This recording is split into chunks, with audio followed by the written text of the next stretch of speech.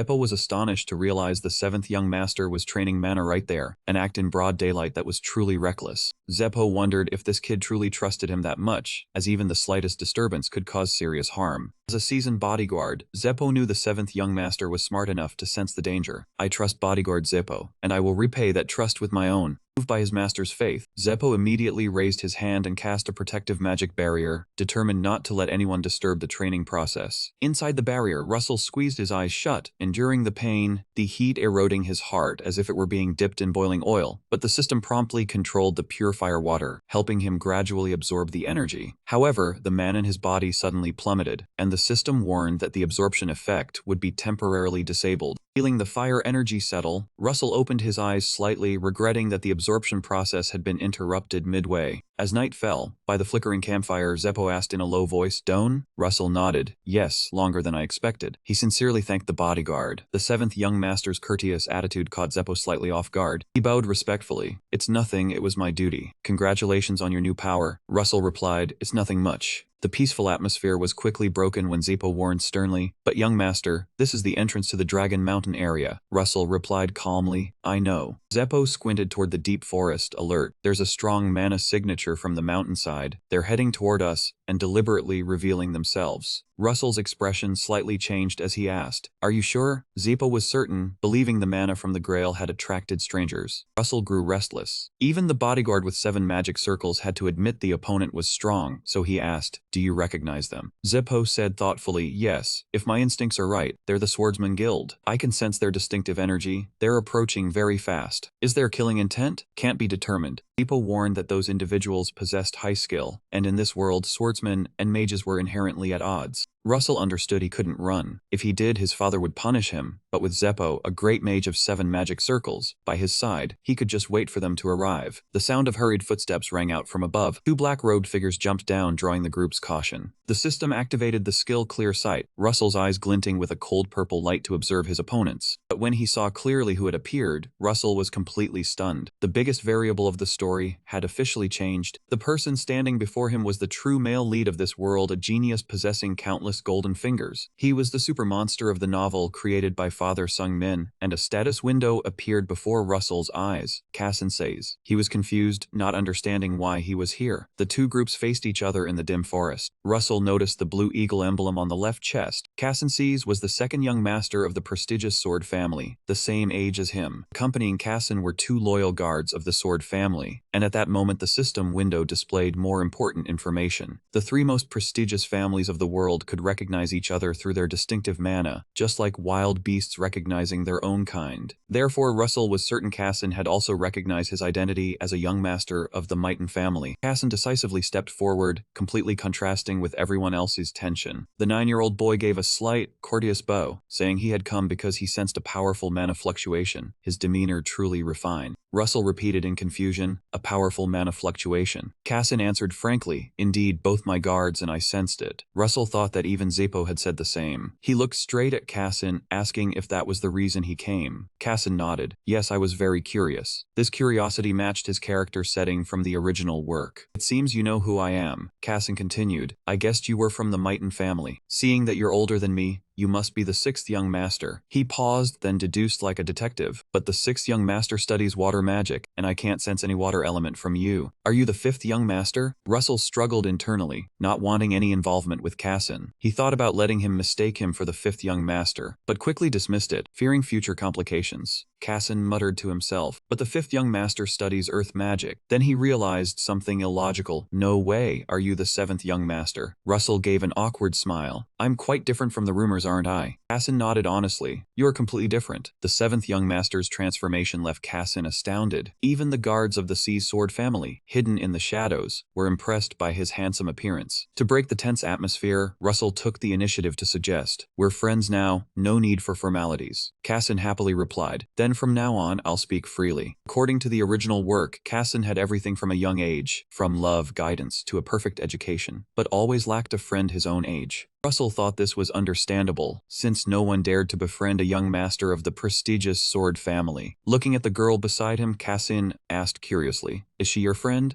Rudia naturally laughed and introduced herself. "I'm also 9 years old. You're really handsome." "My name is Rudia, and you?" The blunt compliment made Cassin blush with embarrassment, and he stammered, "Cassin." Rudia happily repeated the name, and Cassin gave a small nod of confirmation. Looking over at Russell, still slightly embarrassed, Cassin cleared his throat to regain a serious demeanor. Russell, I'm very curious about that mana wave earlier. Can you explain it? He then asked, so you had an opportunity and got it? Russell replied calmly, yeah, that's right. But in his heart, he thought that he had created it himself. Casson was curious about the secret of the treasure, wanting to know what power fire mana had. Russell didn't hesitate to reveal a part. Pure fire water protects me from external influences. Like poison? Russell nodded, yeah. Casson gave a slight smile of approval, that's good. Watching from behind, Zeppo was worried. He knew perfectly well that the Seize Sword family was much stronger than the Mighten family. If they attacked, his side would be like a mantis trying to stop a chariot. However, what troubled Zeppo the most was the seventh young master Russell's carefree and straightforward manner of conversing with Casson. Meanwhile, the curious little girl Rudia pointed at the sword on Casson's hip and innocently, wow, is that a sword? Can I hold it? Rudia's natural friendliness made Casson slightly flustered, but he didn't feel bad about it at all. As for Russell, he thought to himself that after this, the two of them probably wouldn't have a chance to meet again, so it was best to leave a good impression. With that thought, Russell actively extended his hand forward and called out to Casson. Russell smiled and said, this is the first time I've met someone from the Seize family, and we're even the same age. Russell's sincere words touched Casson's heart. He happily reached out and firmly grasped Russell's hand, responding enthusiastically. This is also the first time I've met a friend my age. At that moment, Russell took the initiative to probe. I've heard that people usually duel with swords for becoming friends. What is that called? Casson calmly replied, it's called a martial duel. Russell nodded slightly and then made a bold suggestion. Yeah, a martial duel. Do you want to try it? I heard it's mandatory before becoming friends. Hearing this, Casson smiled lightly and answered, that sounds interesting. I'll go along with your wish. Casson's expression changed slightly, his hand resting on the hilt of his sword as he asked in a low voice, are you now asking me to participate in this competition?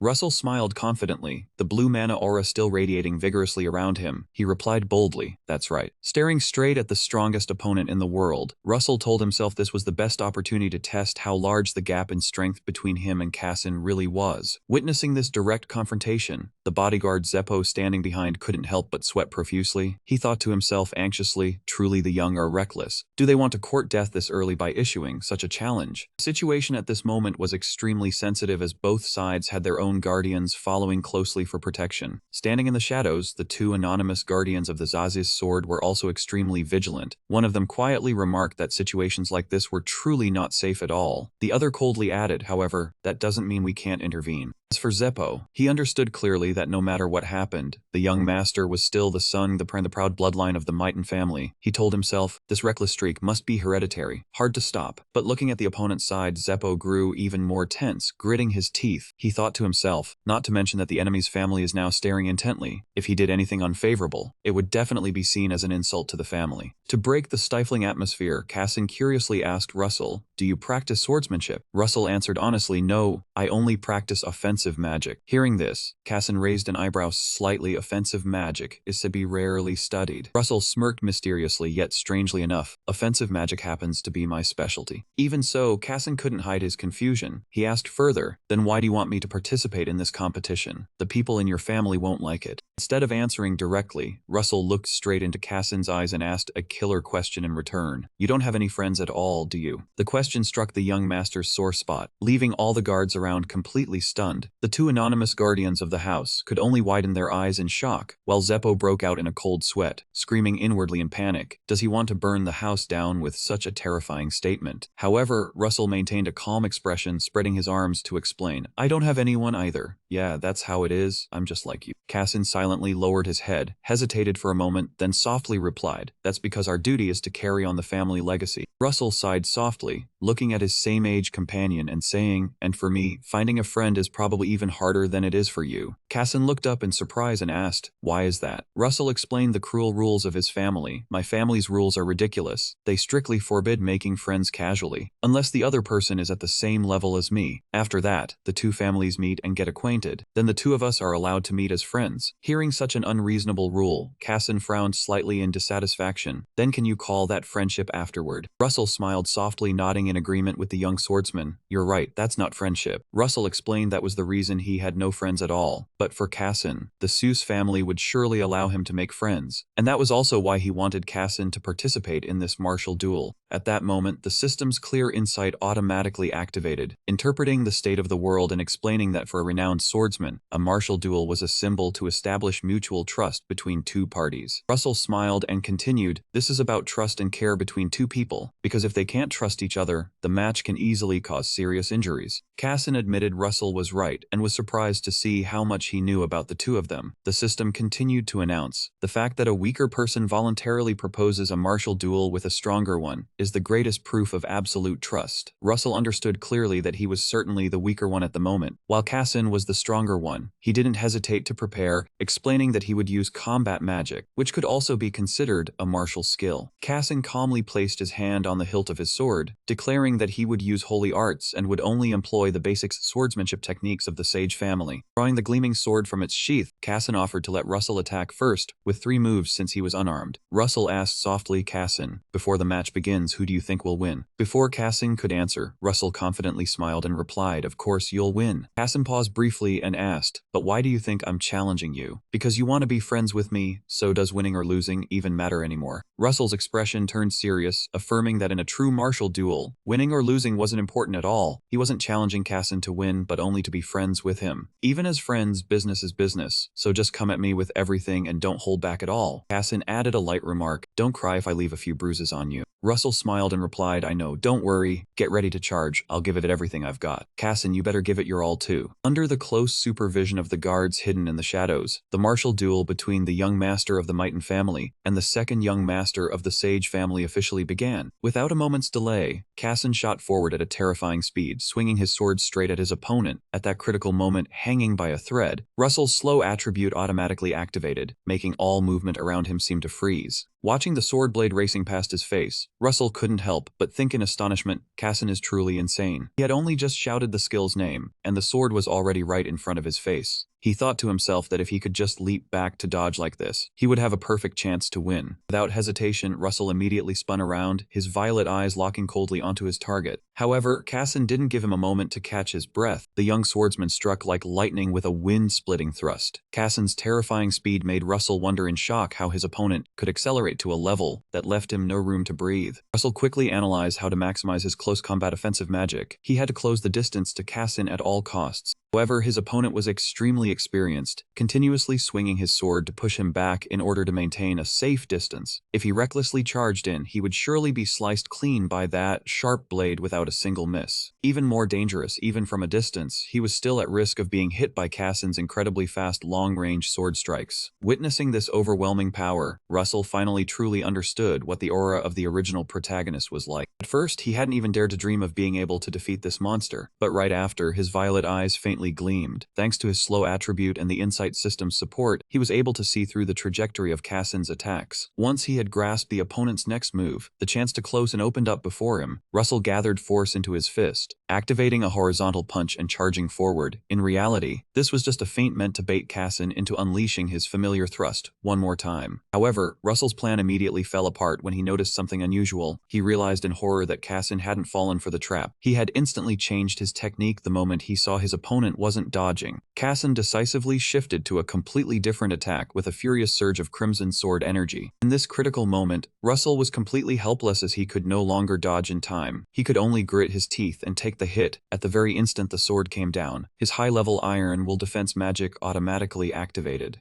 Though he tried to use his hand to block the blow to reduce damage to his body, the force of Casson's slash was still too devastating, directly causing a massive mana shock inside Russell's body. He collapsed to his knees, coughing violently as if his insides were being torn out, the blue mana aura around him gradually dying out. Feeling Casson's cold, sharp blade pointed directly at his throat, Russell breathed heavily and honestly declared his surrender. "I lose." Watching the match come to an end, the bodyguard Zeppo standing outside the barrier could finally breathe a sigh of relief. He thought to himself how fortunate it was that neither young master had suffered any serious injuries. Casson quickly sheathed his sword and ran over worriedly to check on his opponent. "Is your hand okay?" Russell shook his head with a bitter smile, admitting that while he was fine, the feeling just now was no different from being struck directly by a giant steel pillar, leaving his entire body completely drained and exhausted. Looking at the wound on his hand, Russell remarked softly, "You really know how to defend well." Cassin replied in surprise, "You still say that after blocking with your hand like that?" Then the young swordsman continued, "No, it's just that I'm very impressed. Those rays of light that suddenly appeared caught me off guard." Cassin's words made Russell feel embarrassed as he wondered to himself, rays of light, why would he suddenly say something like that? He glanced quietly toward Rudia sitting silently in the distance and secretly suspected, did Rudia just do something sneaky? Everything happened so fast and so suddenly, I didn't even get to see what happened. Cassin suddenly drew his sword and introduced it to Russell as a forged blade. Russell asked in astonishment, "Really?" Cassin casually replied that he could even cut steel with it. Hearing that, Russell felt a chill run down his spine, cold sweat dripping in sheer terror. He screamed inwardly, wondering why he had been struck with such a terrifying weapon. Seeing Russell's expression, Cassin quickly explained that he had tried to control his strength to the lowest level. He even praised Russell's defensive technique, which surprised him. Russell sat down weakly, forcing a smile and saying, "Thanks. I knew I would lose, but I didn't expect the gap to be so vast." Seeing Russell on the ground, Cassin took the initiative to offer his hand and pull him up. Looking at the outstretched hand before him, Russell was momentarily stunned. Cassin said calmly, "There are people who have fought me and suffered far worse than you. Compared to them, you are already far better." Russell took Cassin's hand and stood up, asking with a smile if that was unusual. It was normal for the weaker to struggle against the stronger. If it were him, he was sure he would win. Cassin was deeply moved by Russell's sincere words.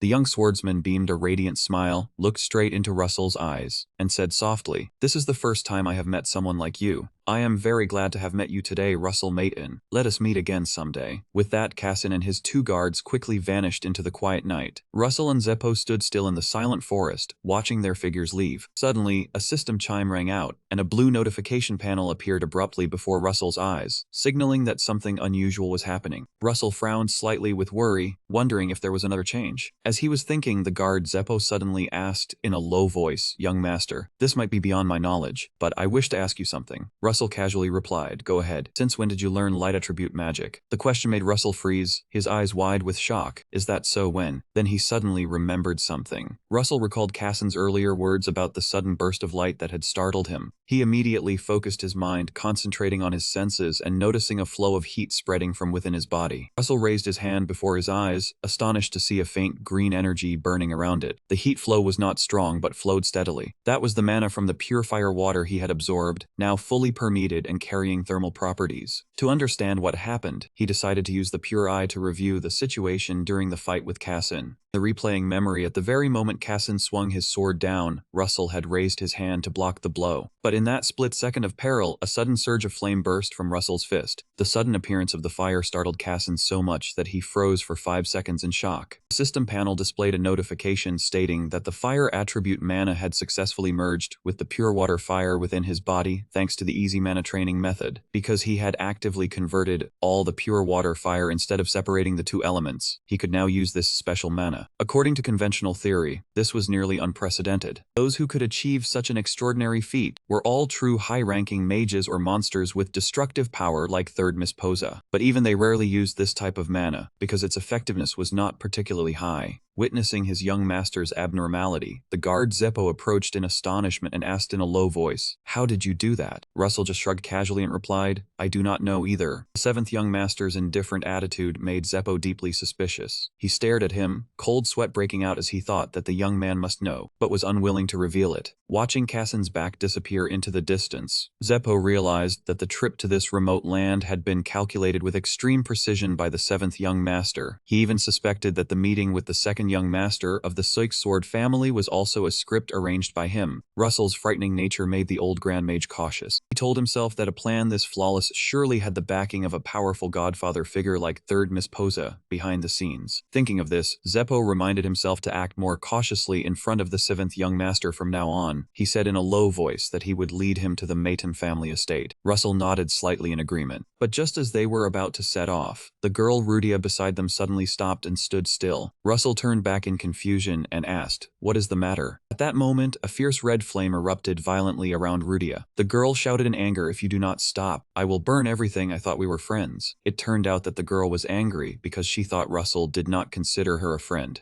Understanding the issue, Russell sighed softly and explained calmly, realizing the girl was sulking due to a lack of security. Indeed, at that playful age, the definition of friendship was greater than heaven and earth. To appease his little friend, Russell smiled and said, "You are also my friend." Rudia asked back, "Why did you say before that you had no friends?" Caught off guard, Russell broke into a sweat and fumbled for an excuse. "Well, I have just started making friends again." Rudia asked if it was true, and Russell nodded hastily in admission. "It is true, it is my fault, I am sorry." Hearing the sincere apology, Rudia blushed slightly and asked happily, "Really?" Russell affirmed firmly, "It is true, Rudia is my friend." The girl beamed a radiant, happy smile. "That is more like it." Rudia reminded him, "Remember, I am your friend, you must not forget." Watching the two children interact, Zeppo could only remain silent, speechless. Rudia added proudly, "I forgive you for this first time." After the eventful trip, news that the seventh young master had gone out just to eat chocolate spread back to the main family estate. There, the mages and servants talked endlessly. One guard sneered, asking if he really went out just to eat chocolate. Another sighed, saying what a happy life. But one mage wondered why the family head just let him act so freely. The brown-haired mage continued with malicious intent, saying there were a dozen ways to get rid of him that would look like an accident. Zeppo stood nearby with a stern expression, assessing that the situation was too abnormal for the family head to let him survive with only exile as punishment. Looking toward the majestic mansion, a great suspicion rose in Zeppo's heart. There was something shady here. He unconsciously recalled Russell's shocking proposal from before. "Even though you are now loyal to the fourth young master, would you like to switch to serving the second young miss? Because I think I can help you." Thinking of the sharp eyes and the terrifying confidence of the seventh young master at that time, Zeppo wondered if he had planned this move from the very beginning. Time passed quickly, and the night of January 1st, 2019 had arrived. In the splendid dining room of the Maple Mansion, a lavish feast with snow crab beef and hot soup had been prepared. Russell and his mother, Lady Sozo, were happily enjoying a warm dinner. Sozo smiled graciously and thanked the maid Hera, who quickly bowed respectfully and replied, "It is my duty." Although she appeared to be a dedicated and gentle maid on the surface, deep inside, Hera was actually a professional assassin with terrifying abilities. Seated at the table, Russell silently wondered why the pure eye skill kept activating. To learn about his mysterious father, he quietly asked his mother, "Mother, what kind of person is father?" In author Cha Sung-min's memories, the character Russell had no memory of his father at all. He had never met him even once, and he always harbored an intense fear of that powerful man, as if he had tried to erase all memories of himself. After a moment of silence, Lady So sighed softly and replied, "Sad, he is a lonely man."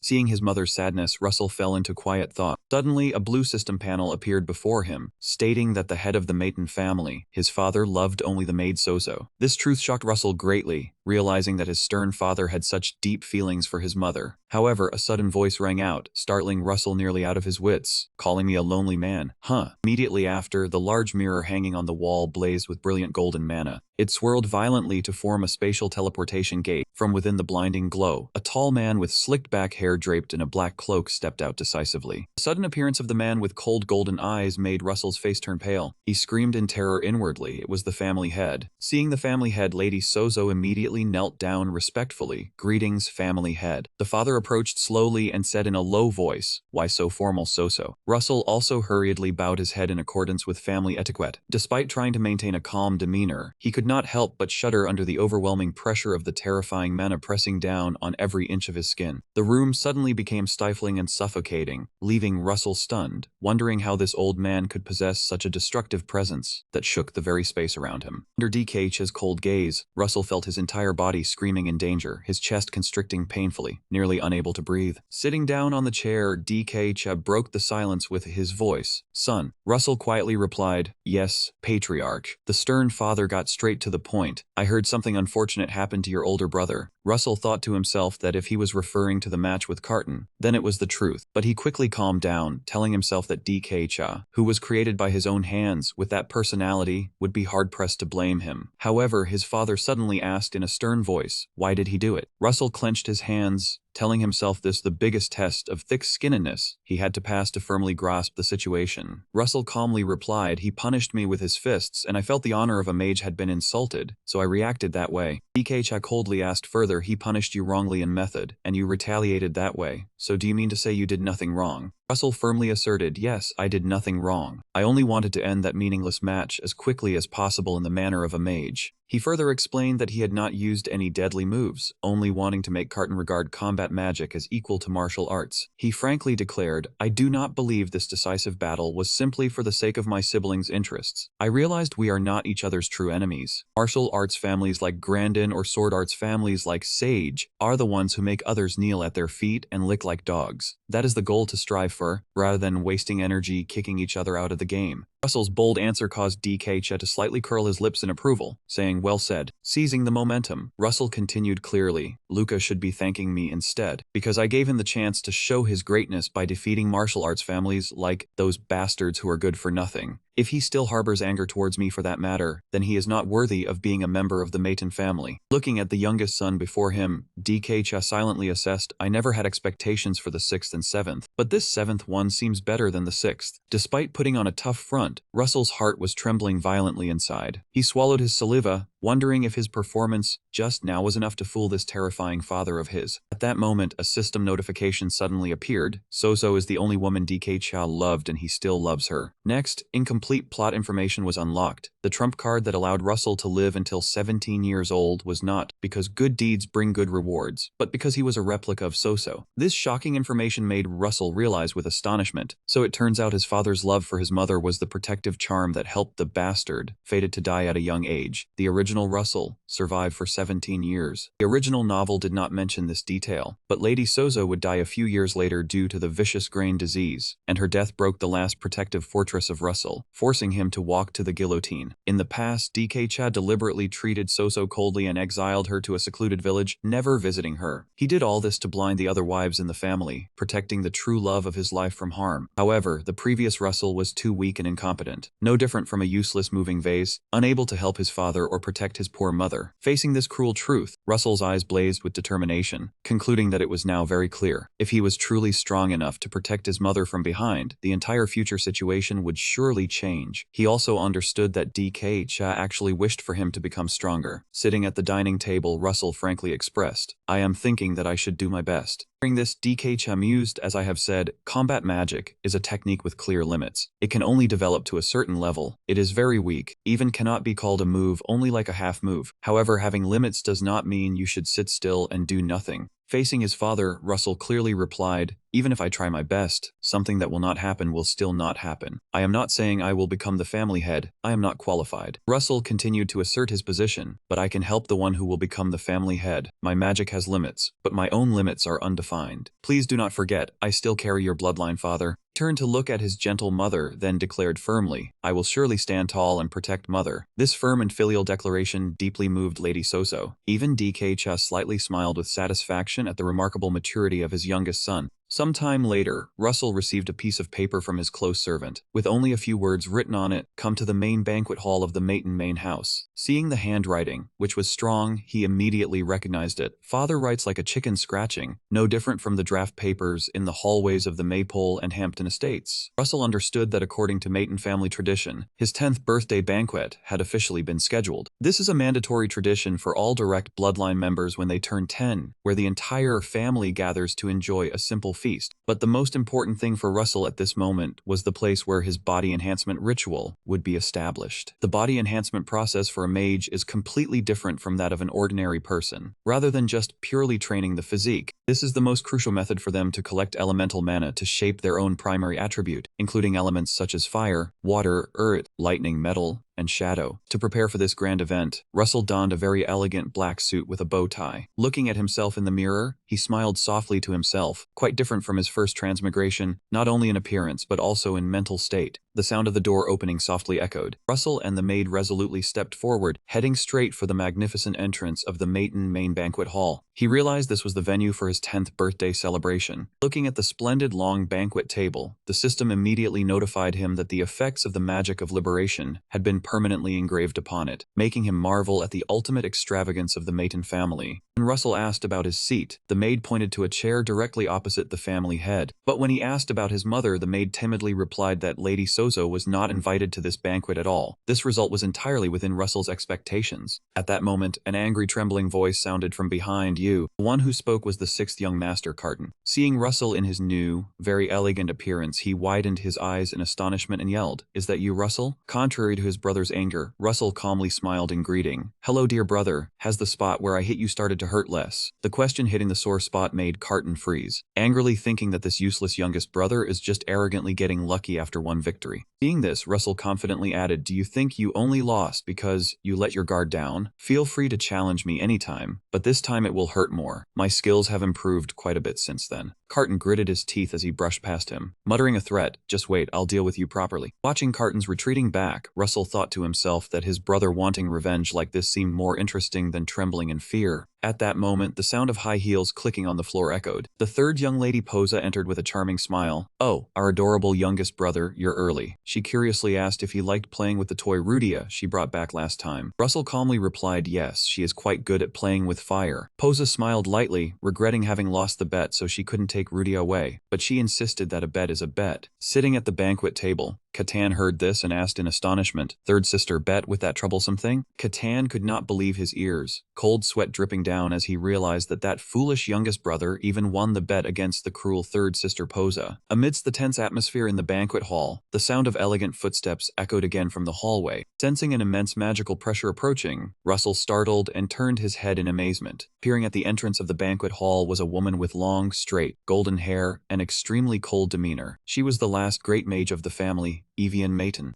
Second sister Evian, destined to be the next family head, is an extremely impressive mage. Despite her humble appearance, for the honor of the family, she is willing to do anything. Like third sister Posa, Evian is a true level 7 mage, possessing the primary attribute of light and the secondary attribute of shadow. But the most ironic thing is that, in the original novel, Evian is the first love of the male lead Cassin, only to eventually be beheaded by Cassin's own hands during the brutal war that came later. Back to the banquet table, Evian gently tilted her head to look at Russell and spoke. "This kid has really transformed today." He calmly replied, "I will take that as a compliment." Second sister gently smiled, of course. Facing Posa and Evian directly, he realized his own arrogance, that training half-heartedly would never be enough to survive in this monster of a family. Even if he strained every nerve to climb to the highest position, he could hardly touch their level. At that moment, the other members of the family filed into the banquet hall one by one, including the pink-haired brother and the ladies of the Maiden house. A total of 10 people sat around the long banquet table. Only the missing eldest son and the sixth child were absent. Family head sat at the head of the table, his deep, warm voice breaking the silence. "The youngest has turned 10, congratulations, son." The members sent their congratulations in unison. He bowed his head respectfully, "Thank you, father." He knew well this was not just a birthday party, but a display of power where his siblings reported their bloody achievements. Vivian stood up and reported respectfully to her father, "I dealt with the Bangro bunch down by the stream." The pink-haired brother wore a smug smile. "I captured the northern necromancer Karen and sealed her in a demon coffin, and also took down over 20 of Karen's necromancers." The family head nodded slightly in satisfaction. "Well done." Posa smiled and replied, "Thank you, father." It was the third sister Posa's turn to step forward and report her spoils. "I brought back Sylvia's wings from the abandoned temple." Hearing that name, Russell couldn't help but be startled. Posa curled her lips into a sinister smile. Sylvia's wings are a supreme holy artifact that enhances wind attributes for mages. To get them, she had taken down all 30 priests, 7 monks, and 17 holy knights guarding the temple. Faced with such brutality, the family head calmly asked about the Holy Kingdom's reaction. Posa replied there had been no announcement yet. The family head took a slow sip of tea, then coldly declared, demanding an apology, "Just let them keep killing."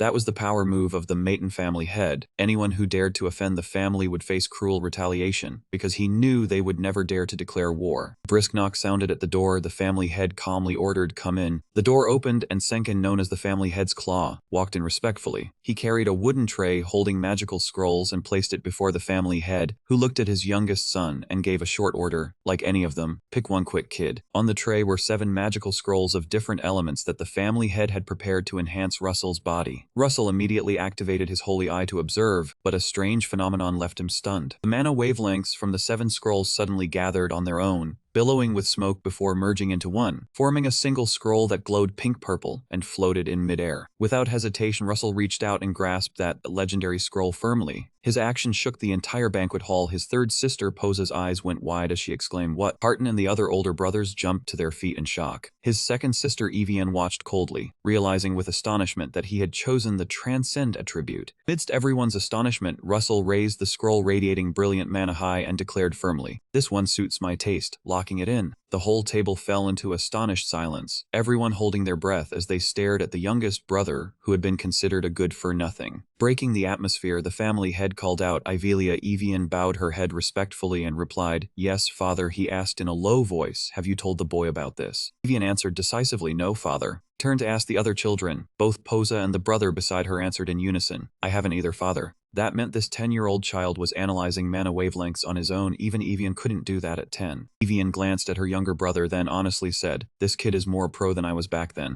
Third sister Posa lightly propped her chin, a seductive smile spreading across her face. "Interesting. Didn't expect he could do this." Evian offered her analysis. "Maybe he has a knack for combat magic." The early stages progress very quickly, so Russell managed it at 10. The family head nodded in agreement. "None of us learned combat magic at that age." Then he looked straight at his youngest son and ordered, "Bring me the Transcendent Attribute scroll." Russell didn't hesitate. He gripped the pink-purple scroll tightly and walked step by step toward his father. The 10-year-old ceremony of the Maton family was an extremely important milestone. Normally, members received 7 scrolls corresponding to the 7 basic elements to choose suitable enhancement magic. Red was fire, blue was water, silver was steel. Dark brown was earth, yellow was thunder and lightning. Black was darkness, white was light. Combining all 7 attributes correctly would create the elemental system attribute, from which the transcendent attribute emerged, allowing control of all 7 elements at once. Even knowing that possessing all elements usually didn't bring good results, he still stepped forward to hand the scroll to his father, who spoke softly. "Didn't expect the kid to go this big," Russell calmly replied. "I'll take that as a compliment." His attitude angered Carton. "What kind of attitude is that toward father? Doesn't he know fear? Shut your mouth." The family head announced that Evian would be responsible for conducting the enhancement magic on him, a decision that startled Russell. He wondered, "I thought you would do it, father." The family head curled his lips into a faint smile. "If I did it, there's a 99% chance you'd die, but if you want, I'll still do it." The warning sent a chill down Russell's spine. He quickly asked, "What's different if Evian does it?" He explained, "The survival chance would be 50% because her mana isn't as fierce as mine." Russell broke out in a sweat, wondering if he was too stupid for choosing the transcendent attribute, but he quickly pushed aside the doubt, telling himself he had to overcome this life or death trial. Russell looked at his blonde second sister. "Second sister, I'm counting on you," Evian asked calmly. "Do you trust me?" He answered decisively. "I trust your skills." Evian became serious. She warned, "Father was too confident. In my opinion, the success rate is even lower than that. The transcendent attribute demands an extremely powerful amount of mana, and will ravage your body violently." Russell asked worriedly, "What do you think the survival rate is?" Evian placed her hand on the scroll and coldly replied, 50% at best. He asked again if she gave it her all. The answer still wouldn't change. Russell hesitated and asked, "Do you want me to choose a different scroll?" Evian gently shook her head. "Those who pursue magic don't force others, but I hope you'll become truly strong." Looking at the determination in her eyes, Russell was silent for a moment before saying firmly, "I'm still choosing it." Seeing his resolve, Evian ordered him to take off his clothes. Russell was startled. "Huh? Do I really have to take everything off?" "Sis," she answered bluntly, "everything including underwear." Russell let out a soft sigh. He began unbuttoning his shirt one by one, revealing his toned body, preparing to step into the painful ritual. When he completely removed his outer garment, revealing a chiseled six-pack, the entire banquet hall fell into silence. Third sister Posa lightly propped her chin, a seductive smile spreading across her face, a question rising in her mind about how that muscular body could belong to a kid who just turned 10. Just a month ago, Russell was a useless, fat kid. Posa secretly wondered what earth-shattering secret her youngest brother was hiding, from seeing through transcendent tomes to his astonishing physical transformation. A morbid curiosity stirred within her as she thought to herself that this handsome face and body would make a truly exquisite decoration. Ignoring the probing gazes around him, Russell strode decisively into the center of the glowing magic circle. Second sister, Evian, gently placed her hand on his chest and respectfully reported to the family head, "Father, Russell's 10-year ritual. Thank you for giving me the chance to perform the body enhancement magic." However, just as the formation was about to activate, Russell suddenly opened his eyes and spoke up. "Second sister, wait." The sudden action made Evian pause. She smirked and asked, "Seeing death at 50% waving at you made you change your mind?" Russell calmly replied, "No, I have something I need to say to father." Russell's declaration immediately caused a stir of astonishment throughout the banquet hall. Sitting majestically on the family head's chair, his father asked in a deep voice, "What is it?" Lying on the formation, Russell looked straight at his father and proposed clearly, "If I survive, I ask that you grant me one request." The bold request made the family members think this kid was indeed clever to seize the opportunity, but some secretly laughed, thinking only a fool would make a request during this life-or-death 10-year ritual. Evian leaned down to remind her brother that the Mighton family traditionally had the family head perform the body enhancement magic, but that tradition had been broken. Russell immediately used sharp logic to persuade his father, "Although Sister Evian is very capable and can be considered equal to you, I think I deserve to make a request." Witnessing his younger brother's arrogance, sixth brother Carton smirked maliciously, silently cursing and hoping his father would just kill the boy and be done with it. However, his father remained calm. He asked in a deep voice what the request was. Before the entire family's eyes, Russell declared decisively, "From now on, please allow my mother to enter this hall." The request struck the banquet hall like a bomb, leaving all the ladies and members present frozen in shock. A lady sitting at the banquet table immediately turned pale, broke out in a cold sweat, and angrily retorted, "A commoner wants to set foot in this hall? Why is my mother inferior? Her inheritance rights and background are different from ours." The lady's opposition did not deter Russell. "I am your son, and I carry half of my mother's blood. Calling my mother inferior indirectly calls me inferior, which also means calling you inferior since your blood also flows through me." This sharp argument silenced the lady beside him, who was startled and panicked. Sitting majestically on the family head's chair, his father asked in a deep voice, "Why do you want this?" Russell did not avoid the question and answered frankly, "Because my mother wants to see you." His father fell silent for a moment at his son's answer. Russell calculated inwardly this matter would force him to confront the three other mothers in the family, but in exchange, having the family head father on his side was far better. He knew very well that his mother was his father's greatest weakness. After a moment of silence, his father spoke, "Insolent but fine. We will discuss it if you survive. Focus on keeping yourself alive." The family head's approval left the other ladies both astonished and furious. Lying on the formation, Russell smiled confidently, "I will not disappoint you, father. I will give it my all." He thought to himself, this life-or-death trial was actually only halfway through. Second sister Evian stepped forward, gently placed her hand on Russell's chest, and began activating the formation. A brilliant surge of magical power flared up as she chanted clearly, "I will begin the process. You who walk the path of magic, heed the command of magic and the 10-year ritual. I, Evian, command you. You, the guide of the will of transcendence, be enveloped by the great and fierce source of mana." Instantly an extremely massive surge of mana erupted and engulfed Russell's entire body. Excruciating pain struck like lightning, violent streams of energy rampaging through his body.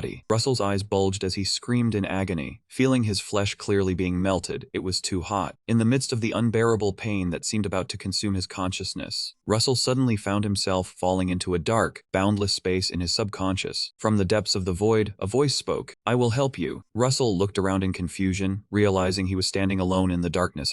My limbs are still intact, but I can't feel a thing. I remember this feeling. Like being under anesthesia at the hospital. Memories of the days lying on a hospital bed in his previous life suddenly resurfaced in his mind. Suddenly, a pile of blazing red fire erupted in the endless darkness, accompanied by an unexpected greeting, "Hello." Russell jumped in fright and blurted out, "What is that?" The warm fire slowly floated and hovered right in front of him. Russell stared in astonishment and was completely stunned when he recognized its shape. "What? This hot item actually shows up too?" Russell stared blankly at the warm flame hovering before him. Its shape truly resembled the fire grail. Cup suddenly spoke, "Do you remember who I am?" Russell exclaimed in shock, "The fire grail." He was confused, wondering to himself why he was clearly receiving body enhancement magic in the real world, yet he was appearing in this strange space, and why this cup was here. However, the cup with eyes and a mouth immediately denied it. Wrong. When Russell asked again in confusion, it declared bluntly, "I am not the fire grail." Russell asked further in bewilderment, "Then what are you?" The cup confidently introduced itself, "I am the transcendent grail." Hearing the unfamiliar name, Russell's expression shifted slightly. He immediately tried to use his clairvoyant eyes to analyze its origin, but the system panel did not respond at all. He understood that he was not yet strong enough to read the information of this treasure. The cup explained further, "Actually, the Fire Clan had a disastrous misunderstanding long ago, and then a person named the Origin Ancestor poured fire magic into it." Right, you don't need to know who the Origin Ancestor is, just an old man. A legend being called an old man? The name Origin Ancestor shocked Russell. Isn't that the legendary Archmage? In the original story, if the Sage Albecto was merely a self-proclaimed fictional character, then the Origin Ancestor was a real, legendary figure whose existence many believed in. The cup tilted its head and continued, "Anyway, I want to help you." Russell remained wary inwardly, wondering why it wanted to help him, so he asked directly, "How do you plan to help me?" The cup floated closer and commented, "You have a special body." Before Russell's bewildered look, it explained that in the era it was created, this constitution was called the sacred body. This news left Russell extremely astonished. The cup continued, "Your body is very strong, but it is still not enough to handle the massive amount of mana you are trying to take in because your mana circuits are already saturated." It leaned close to his face and asked, "So what do you think will happen when that monstrous power enters a body in that saturated state?" Russell replied softly, "I go boom instantly." The cup confirmed decisively, "Exactly." The cup sighed softly, "But I don't want you to die." Russell asked curiously why. Its face drooped with a bored expression as it explained, "If you die, I will have to fall into a long hibernation again, at least another century. That would be so dull." Russell pressed for the solution. "How do you plan to help me?" The cup boldly proposed, "I will absorb that excess mana for you. I love that flavor." Instantly, a powerful surge of purple magical energy blazed between them. Russell calculated inwardly, if he could not absorb this transcendent mana himself, his body would surely explode and kill him, so he had no choice but to trust this cup. The moment he nodded in agreement, a sound rang out and the system notification panel displayed the words, "The Fire Grail has desperately sought its true master." Russell was stunned, recalling the original setting. In the original story, the Fire Grail was destined to belong to the male lead Cassin Sykes, and at that time it did not behave in such a playful, mischievous manner at all. The cup smiled at him and said, "It is hard to explain, but you are qualified to be my master." Russell remained confused and asked softly, "Why? You are full of flaws, which makes you a perfect fit for my stubbornness." The cup's words made Russell furrow his brow and ask again with suspicion, "What do you mean?" "You will understand soon enough. I will be blunt, become my master." The cup laughed heartily with excitement. "Now I will melt into your heart, then absorb that mana. I will be fully reborn as the transcendent grail." Russell hurriedly asked, "And then what?" Seeing the image of his second sister even struggling to maintain the formation outside, the cup reassured him, "There are many strange incantations. That scary sister of yours will probably handle them all. Do not worry. I will rest a bit in your heart and come out when needed." Russell wondered, when needed? The cup affirmed, "Yes. You will use me for many things." At the same time, the system panel displayed a notification. The transcendent grail will dissolve into the heart of its true master and become another mana circuit. Russell realized in astonishment. In other words, I get an extra mana circuit. However, before the joy could even take root, he suddenly realized with horror that his body in the subconscious was slowly disappearing. He thought in panic, "If I do not accept its help, my body is disappearing. If this continues, I will die. I just closed the deal and am about to log out." Standing at the brink of life and death, Russell gritted his teeth in resignation. He did not want to die. He still had much to do. The image of his kind mother so flashed through his mind, reigniting a fierce will to survive within him. Without a moment of hesitation, Russell widened his eyes and shouted, "Oh Holy Grail, please harden my body right now." Receiving the approval, the cup from his dream replied, "Granted." A colossal surge of golden red fire energy immediately erupted violently. Russell felt the great energy churning within him. This was the power of the transcendent Holy Grail. The scene shifted back to the real world at the banquet hall. The light gradually faded, and his second sister Evian let out a soft, relieved breath, respectfully reporting to the head of the family, "Father, the body enhancement spell is complete." Mr. DK gave a cold, subtle nod. "Well done." Within the magic circle, Russell woke with a start, gasping for breath amidst the thick mana smoke emanating from his newly toned body. "Am I still alive? Is this a dream?" But he immediately realized this was reality when he felt the powerful pulse from his chest. "No, my heart feels so different." On the other side of the banquet table, Evian bowed her head and anxiously reported to the family head, "DK Father, I finished the spell, but it was not successful. Due to a few points I failed to notice. The mana and enhancement spell have been dispelled. The summoning part was my own shortcoming." Hearing this, he stood up and declared decisively, "The boy is beyond saving. Cancel the banquet." Lying on the platform, Russell thought to himself, no, it was not dispelled, it was absorbed by the transcendent Holy Grail. Looking at his father who had turned his back and was heading up the stairs, Russell called out loudly, "Father." He clearly reiterated their previous agreement. "You promised to bring mother back." Mr. DK paused. Without bothering to turn his head, he left behind a cruel statement. Promises should only be kept with those who are worthy and capable.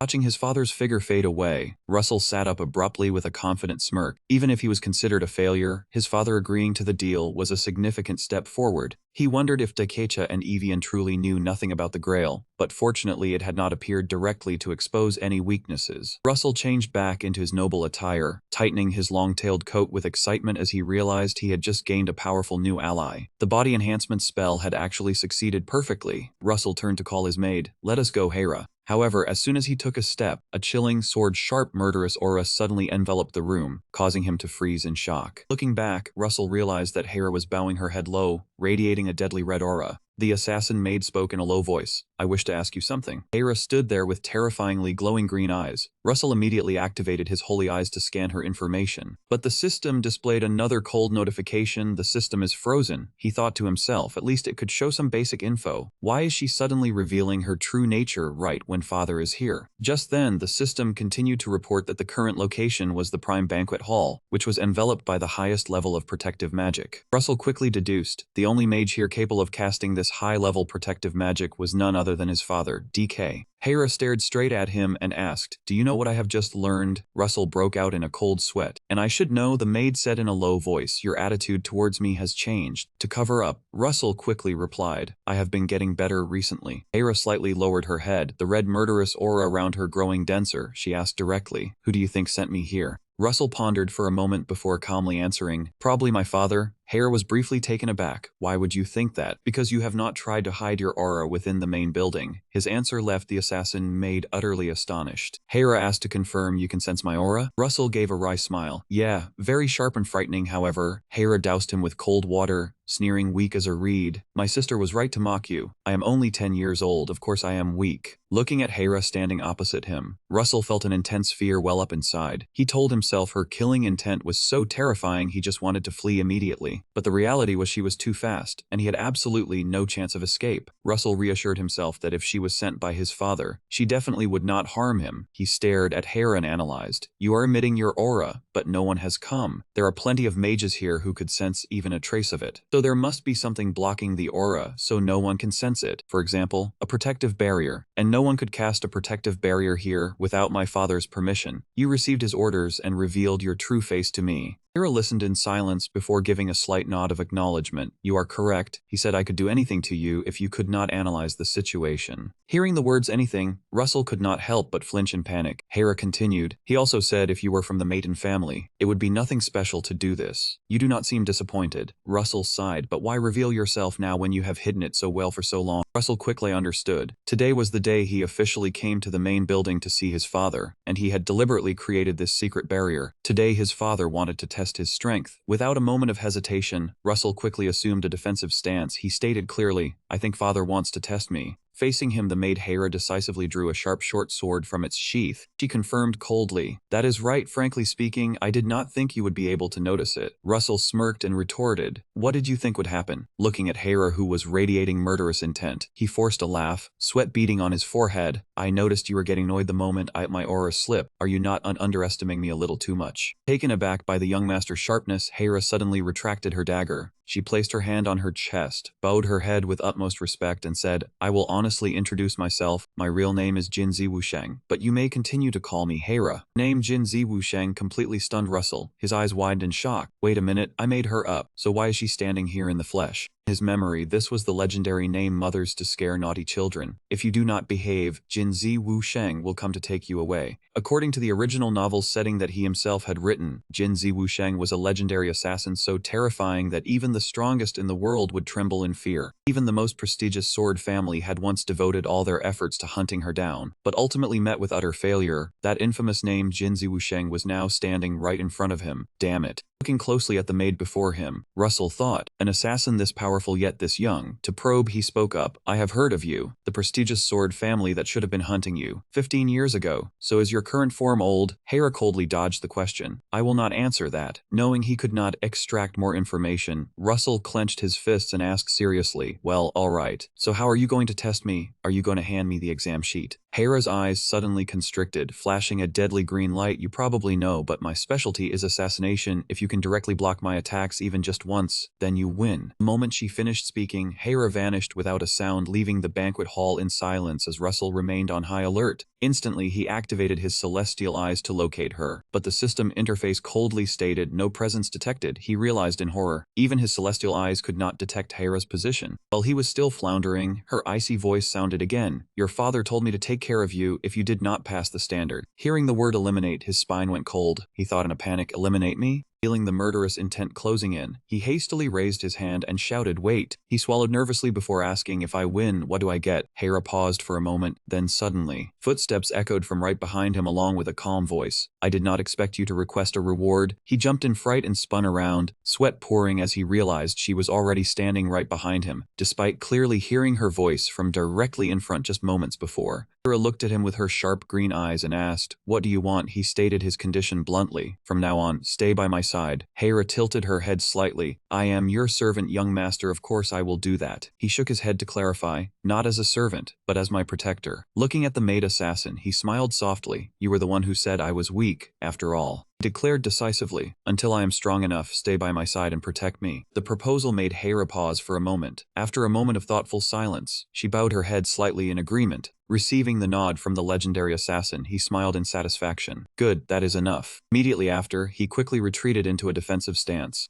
Standing in the middle of the grand banquet hall, he told himself to be confident, but not careless. At the moment, even the Heaven's Eye was useless, unable to detect her position. He understood that if he could not see with the Heaven's Eye, he would not be able to read Hera's extremely fast movements. Focused intensely, scanning his eyes around knowing she was aiming at him while invisible. Although the threatening tone was very scary, "You would not bear to hurt your little brother. I know that for sure." Rarson quickly analyzed the situation. He told himself that her intention to eliminate him was just an empty threat from Hera. If she attacked a vital spot, that would be a script error right away. Unable to guess where she was, the only way was for him to take the initiative to defend in order to deflect the incoming attacks. Deciding to take a hit to lure the opponent out, Russell guessed Hera would lower her guard and be limited in her striking positions. She could only target his arms or legs with non-lethal strikes. At that moment, he would surely detect her position the instant she made her move. Moreover, he still had two trump cards, Time Delay Motion and the Heaven's Eye. Russell was startled to realize that the Time Delay Motion attribute not only slowed time, but also showed him the flow of mana when moving slowly. Especially, the mana around him suddenly changed completely. A system notification suddenly appeared. The sealed mana in his heart was reacting violently to the enemy's will. The high-level Iron Will combat magic reacted and was upgraded to a high-level defensive skill. Russell realized that it was the transcendent Holy Grail that released the mana in his heart, allowing all his techniques to be upgraded beyond compare. Thanks to that, he could clearly see how Hera would attack, whether it was at his side or at his leg. Russell's eyes shone with confidence. He thought to himself, "Now I can see clearly. It is the leg." Just as Hera lunged in with a low, dangerous strike, Russell was confident he could completely dodge it. But if he dodged, he would not be able to deflect the attack and the fight would become meaningless. Using his body as a trap, he decided to take the hit directly. The system immediately notified that the defensive combat magic was now in effect. A dry impact sound rang out along with intense sparks flying as Hera's strike slammed straight into Russell's defense. At that very moment, Russell quickly closed in and threw a counter punch towards her. However, the punch was blocked immediately by her hand. Hera furrowed her brow slightly and commented calmly, "I almost lost my teeth there." Russell maintained his persistent close-quarters stance and asked, "So does that count as deflecting?" Hera paused for a few seconds before his unexpected skill, then quietly replied, "Yes, it does." The trial match officially ended, and Hera decisively sheathed her dagger and declared she would keep her promise. The maid bowed in a respectful salute before Russell and swore that from today on, she would devote all her abilities to protect you, young Master Russell. Hera left, leaving Russell standing alone in the middle of the grand banquet hall. He lowered his head to look at his hand, which was dripping blood onto the floor. Russell smiled softly in relief, telling himself he had won. The big fish had taken the bait. He had officially recruited the legendary assassin Silent Step under his command. Immediately after, the scene shifted to an ancient stone mansion under a gloomy, overcast sky. Inside the quiet study, Hera stood at attention and began to report the entire incident to the power behind her. "It seems the young master had predicted my method of attack. If not, I cannot explain how he managed to deflect that strike." Hera continued her deeper analysis of the match. "I believe he did not intend to take the hit. I guess he had anticipated that I would not try to kill him. That was the only way to deflect my attack. I think it was a smart decision, but there was one very peculiar thing. My dagger was coated with a poison named Melia, yet he grabbed it with his bare hand. The dagger must have cut his hand, but even if the poison entered his body, he was still fine. His poison resistance exceeds even an antidote. I am trying to find out the cause, but for now I think his mana neutralized the poison. The important thing is whether he did it on purpose, or it was just luck." With that, Hera activated her teleportation magic and vanished in a flash of light, saying she would try to look into that matter. Hera stepped outside and closed the door behind her. She pondered the astonishing transformation of the young master, never thinking he could deflect and neutralize the Melia poison. Just in the past month he has changed a lot. This kid is skilled enough for me to back him up now. After his tiring days, Russell finally got a few rare days of rest. He strolled down the quiet night street, letting out a sigh of relief. Today was exhausting. I will rest for a bit since I was just given permission to take a few days off. However, that peace did not last long. The magic cup, blazing with its orange-red flames, suddenly floated in front of him, asked smugly, "I did a great job, right?" The sudden appearance startled Russell. "Oh my god, I did not know you had a physical form." He quickly looked around and reminded, "Do not just pop out like that." The cup replied nonchalantly, "So what? Only you can see me anyway. Praise me." Russell awkwardly asked, "For what?" The cup immediately revealed a shocking truth, because on the knife of that beautiful sister earlier had Melia, of course. Russell was confused. What Melia?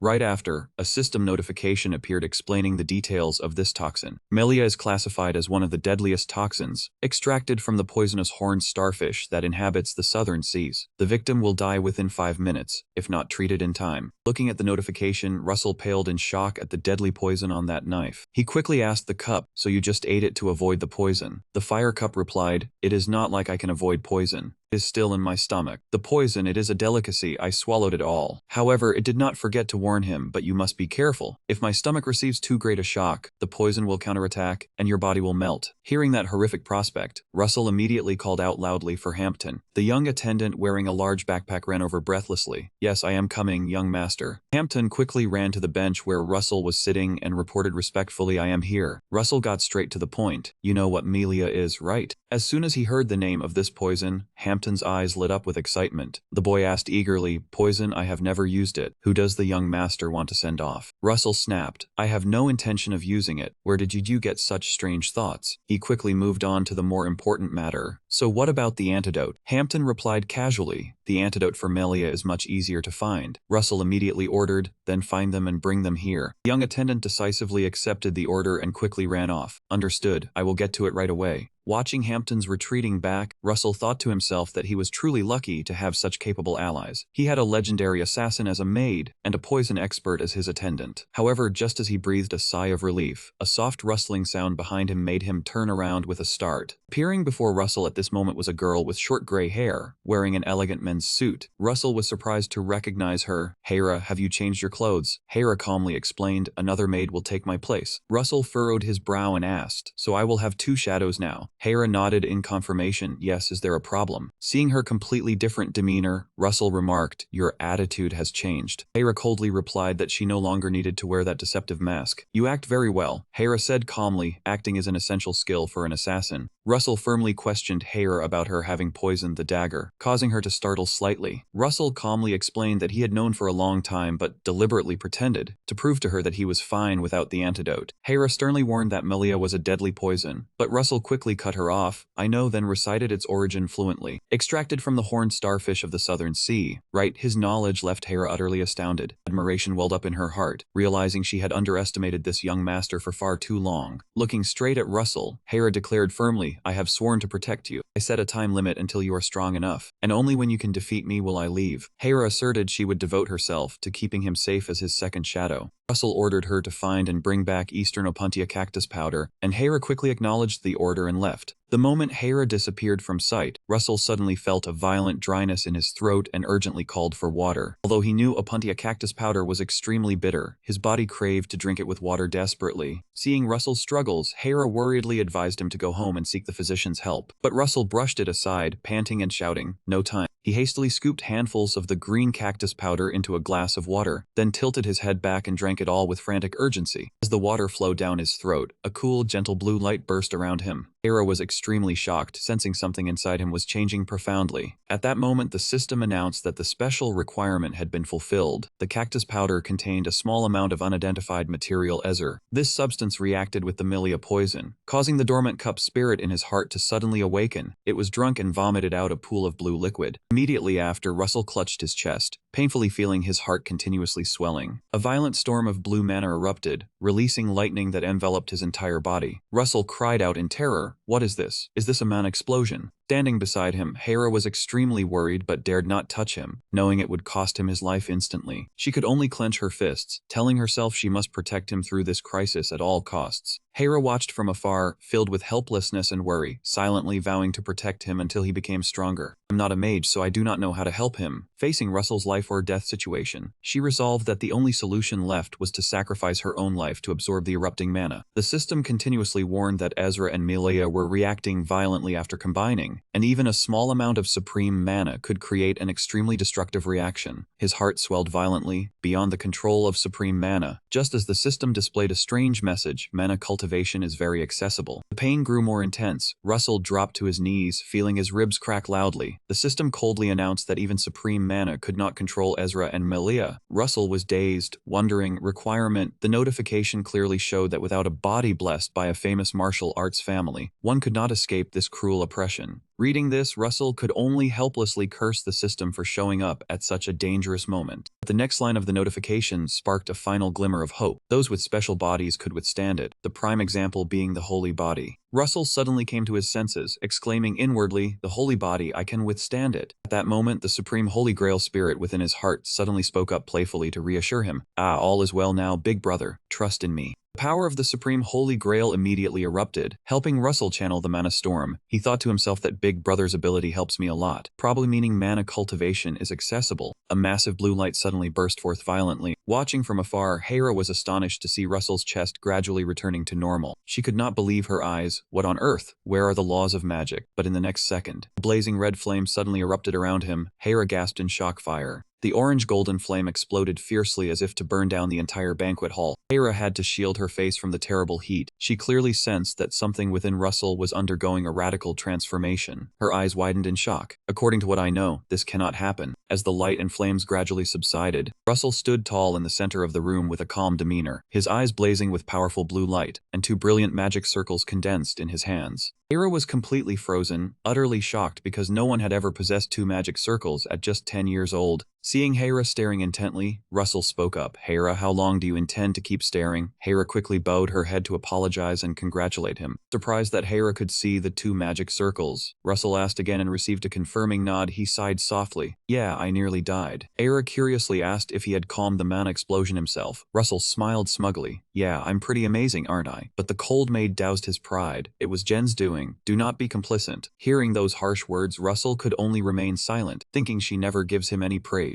Looking at himself, Russell knew he had gathered all 6 crucial elements, namely the Melia poison, northeastern pure cactus powder, supreme mana, the holy body, mana cultivation methods, and the supreme holy grail. He turned and said, "Hera, do you want to do that thing like last time?" Hera was slightly bewildered and asked what he meant. Late that night, the two headed to the training grounds. Entering the operations room, they saw the manager, Noah, dozing off and snoring loudly, with a book face down on his face. Russell's loud call made him jolt, nearly falling off his chair, and he quickly stammered in his defense that he was just deep in thought. But upon recognizing the figures before him as the 7th young master and Hera, Noah couldn't help but awkwardly ask what business the young master had at this late hour. Pushing his glasses up slightly, Noah looked down intently and immediately froze, cold sweat pouring off him like rain. He could not believe his eyes when he saw 2 radiant magic circles around the young master. Just 1 month ago, he only had 1. Glancing at the maid beside him, his mage instincts told him Hera seemed to be an extremely dangerous assassin. Noah recalled Jaffar's warning that someone was plotting against the 7th young master, advising him to prepare in advance. Looking at the 2 magic circles glowing before him, Noah trembled as he realized Jaffar had spoken nothing but the truth. Looking at Russell and Hera before him, Noah silently assessed. A child of just 10 years old with a 2nd magic circle meant he was too relaxed. Sensing the abnormal atmosphere, he told himself this seemed dangerous. "Don't dig any deeper," then quickly flashed a sycophantic smile and asked, "How may I help you, sir?" Russell calmly commanded, "I want to fight my shadow." Noah blankly looked at the maid beside him, shocked inwardly. Shadow? When did that maid become a shadow? Even so, he didn't dare be too curious, hurriedly leading the way. "Very well. Is a spacious and open area acceptable, young master?" Receiving a nod of agreement from Russell, the two walked off together. In that very moment, Hera suddenly glanced at Noah with eyes glowing green and full of killing intent, sending a chill down the manager's spine. He broke into a cold sweat, telling himself, "See nothing, hear nothing, I am a stone statue." The two quickly moved to the training center, a wide-open area. Standing opposite Hera, who already held her dagger, Russell spoke up. Hera, last time you learned my skills, didn't you? The maid softly replied, yes. Russell clenched his fist, smiling, just fight based on my skill level, okay. Seeing Hera wonder if she should account for his new magic circle, Russell explained, I'm testing something new. Hera asked, what do I need to do? Russell instructed, don't try to kill me, just attack a bit slower. Hera's eyes flashed a cold green light. She reminded him that enemies wouldn't be so kind. But Russell only replied calmly, your family who would ever hurt their own. The young master's words, brimming with trust, caused Hera a slight moment of hesitation. Hera gently flipped the dagger in her hand. Fine, okay. Standing before his opponent, Russell focused his mind. 2 blue magic circles blazed around him. He thought, my shadow. Now I have 2 magic circles. The mana capacity will change when the 2 circles merge. Feeling the surging flow of energy, his violet eyes shone bright. I understand now, I can move mana freely. I'll spread it through my body. Immediately, the system panel displayed a notification. The novice combat magic has been influenced by high-level mana. The novice combat magic has leveled up from gamer to the pinnacle level in the blink of an eye. Russell assumed a confident defensive stance, shouting, alright, come on. The very next second, Hera decisively lunged forward, moving with terrifying speed like a whirlwind, vanishing entirely from his sight. Russell warily scanned his surroundings, thinking same style as last time, I still can't see her. But this time was different. With the 2 newly broken through magic circles, Russell's heaven's eye could now observe and track every one of Hera's super speed movements. That was the superior difference between 1 and 2 magic circles. Not only that, your delayed movement trait must have been greatly enhanced compared to before. Still charging in like a moth to a flame, Hera remained unaware her path was exposed. Russell focused intensely, preparing to receive the next strike. The moment Hera closed in, Russell immediately activated his delayed movement trait. Everything around him suddenly seemed to slow down, making it easy for him to read his opponent's intention. She will aim for his leg again. With that thought, this time I'll dodge it too. Russell nimbly jumped up, twisting his body to evade the sharp blade sweeping low from Hera in a spectacular display. The unexpected miss startled Hera, her eyes widening as she wondered, he dodged, can he see my movements? Not giving his opponent time to recover, Russell used the momentum to spin in mid-air. He channeled glowing blue mana into his fist, then unleashed a tremendously powerful punch directly from above. Witnessing the terrifying power and speed of the young master's counterattack, Hera's green eyes contracted in shock. Russell's punch grazed past, creating a violent shockwave that shredded the surrounding air. However, the level of a legendary assassin was still too high a wall to overcome. Just as Russell was retracting his strike, Hera, quick as a ghost, slipped behind him, coldly pressing the sharp blade of her dagger against his neck. Russell froze, glancing at the cold blade against his neck, inwardly lamenting in helplessness, you're as fast as a nucleus. My eyes still can't keep up. Hera gently withdrew her sharp dagger, coldly declaring her surrender. I concede, I promised to use the same skills as last time, but I broke my promise. But then she had to silently admit the young master's real ability. You have gotten a bit stronger. Russell smiled softly in reply, yeah, I have 2 magic circles now. Hera sighed softly, I didn't expect the difference to be this great. Seeing that, Russell smirked with satisfaction, are you praising me? However, the maid immediately poured cold water on him. No, you are still very weak, Russell said with a helpless grunt. Can't you just praise me once? While the 2 were busy bickering, they were completely unaware that in a dark corner, all their actions were being closely monitored through a magic orb. Standing in the observation room, manager Noah glued his eyes to the orb, cold sweat pouring down like a shower. He screamed in terror inwardly, what the hell am I seeing? That 10-year-old kid. A mage can't use moves like that. If not for magic, her movements would be very hard to track, and the destructive power of that attack was still the same as a month ago. That last move of hers was the scariest. I've never seen anything like it. The sparring match over, Russell and Hera stepped out into the hallway to head home. Russell gave a small wave goodbye, we're off. Noah, sorry for coming so late. Noah hurriedly bowed to see them off. Ah, it's no problem. Goodbye, young master. However, the moment the door closed, Noah froze in confusion. He apologized. Someone known for being arrogant and curt like the 7th young master, now taking the initiative to apologize, made him suspicious. Suddenly, a sharp blade pressed against Noah's neck from behind, freezing him in place as cold sweat dripped. Hera appeared right behind him with glowing, deadly eyes. She hissed a threat. Forget everything you saw today. Petrified, Noah stammered to cover up. I saw nothing. I was just dealing with my sorrow. Hera leaned close to his ear, coldly warning, the young master has a second magic circle but hasn't fully controlled it yet. Do you understand? Noah pretended to know nothing, trembling as he asked back. Ah, the young master has 2 magic circles already. But deep inside, he was screaming in terror as he realized a crazy truth. A 10-year-old kid with 2 magic circles. This was truly the first time he'd ever heard of such a thing. Noting Noah's cooperative attitude, Hera quietly sheathed her dagger and uttered a cold remark. Good boy, stay smart if you want to keep your head. Then she vanished instantly in a flash of ghost teleportation light, leaving the manager standing dazed in the dark, fear-filled room. What is going on? Time quickly passed in the sunlit grounds of the Maple Estate. Russell was hanging upside down from a pull-up bar, diligently doing sit-ups to train his physique. He continuously counted the reps 245, 246, 244 and 48. Watching from a distance, both Hampton and Hera silently observed the extraordinary effort of their young master. Hampton stepped closer, respectfully reporting, "Young master, you have a letter." Still hanging upside down from the bar, Russell asked softly, "A letter? For me?" However, the moment he clearly saw the contents inside, Russell's eyes widened in shock. The shock was so great that he flinched, tumbling off the bar and landing on the ground quite pitifully. Hampton rushed over in a panic to help him up. "Young master, are you all right?" Russell sat up quickly and reread the letter. Must be the wrong address. He clutched the letter tightly in his hand, inwardly screaming in panic as he realized a shocking truth. "I didn't write this. This is a variable." Russell paced down the stone hallway of the estate, feeling anxious at the thought of going to see his father, who had suddenly summoned him. He guessed this unexpected meeting was certainly related to the strange letter from the CS family he had just received. Earlier, right after getting the letter in his hands, Russell had decisively ordered his 2 loyal attendants, Hera and Hampton, to inform the main house. "I've passed the 10-year-old ritual. Now I must officially join the challenge war," he told himself. "You have to enter the tiger's den to catch the tiger cub. It's better to be on the tiger's side if possible. If you're going to do it, go big or go home."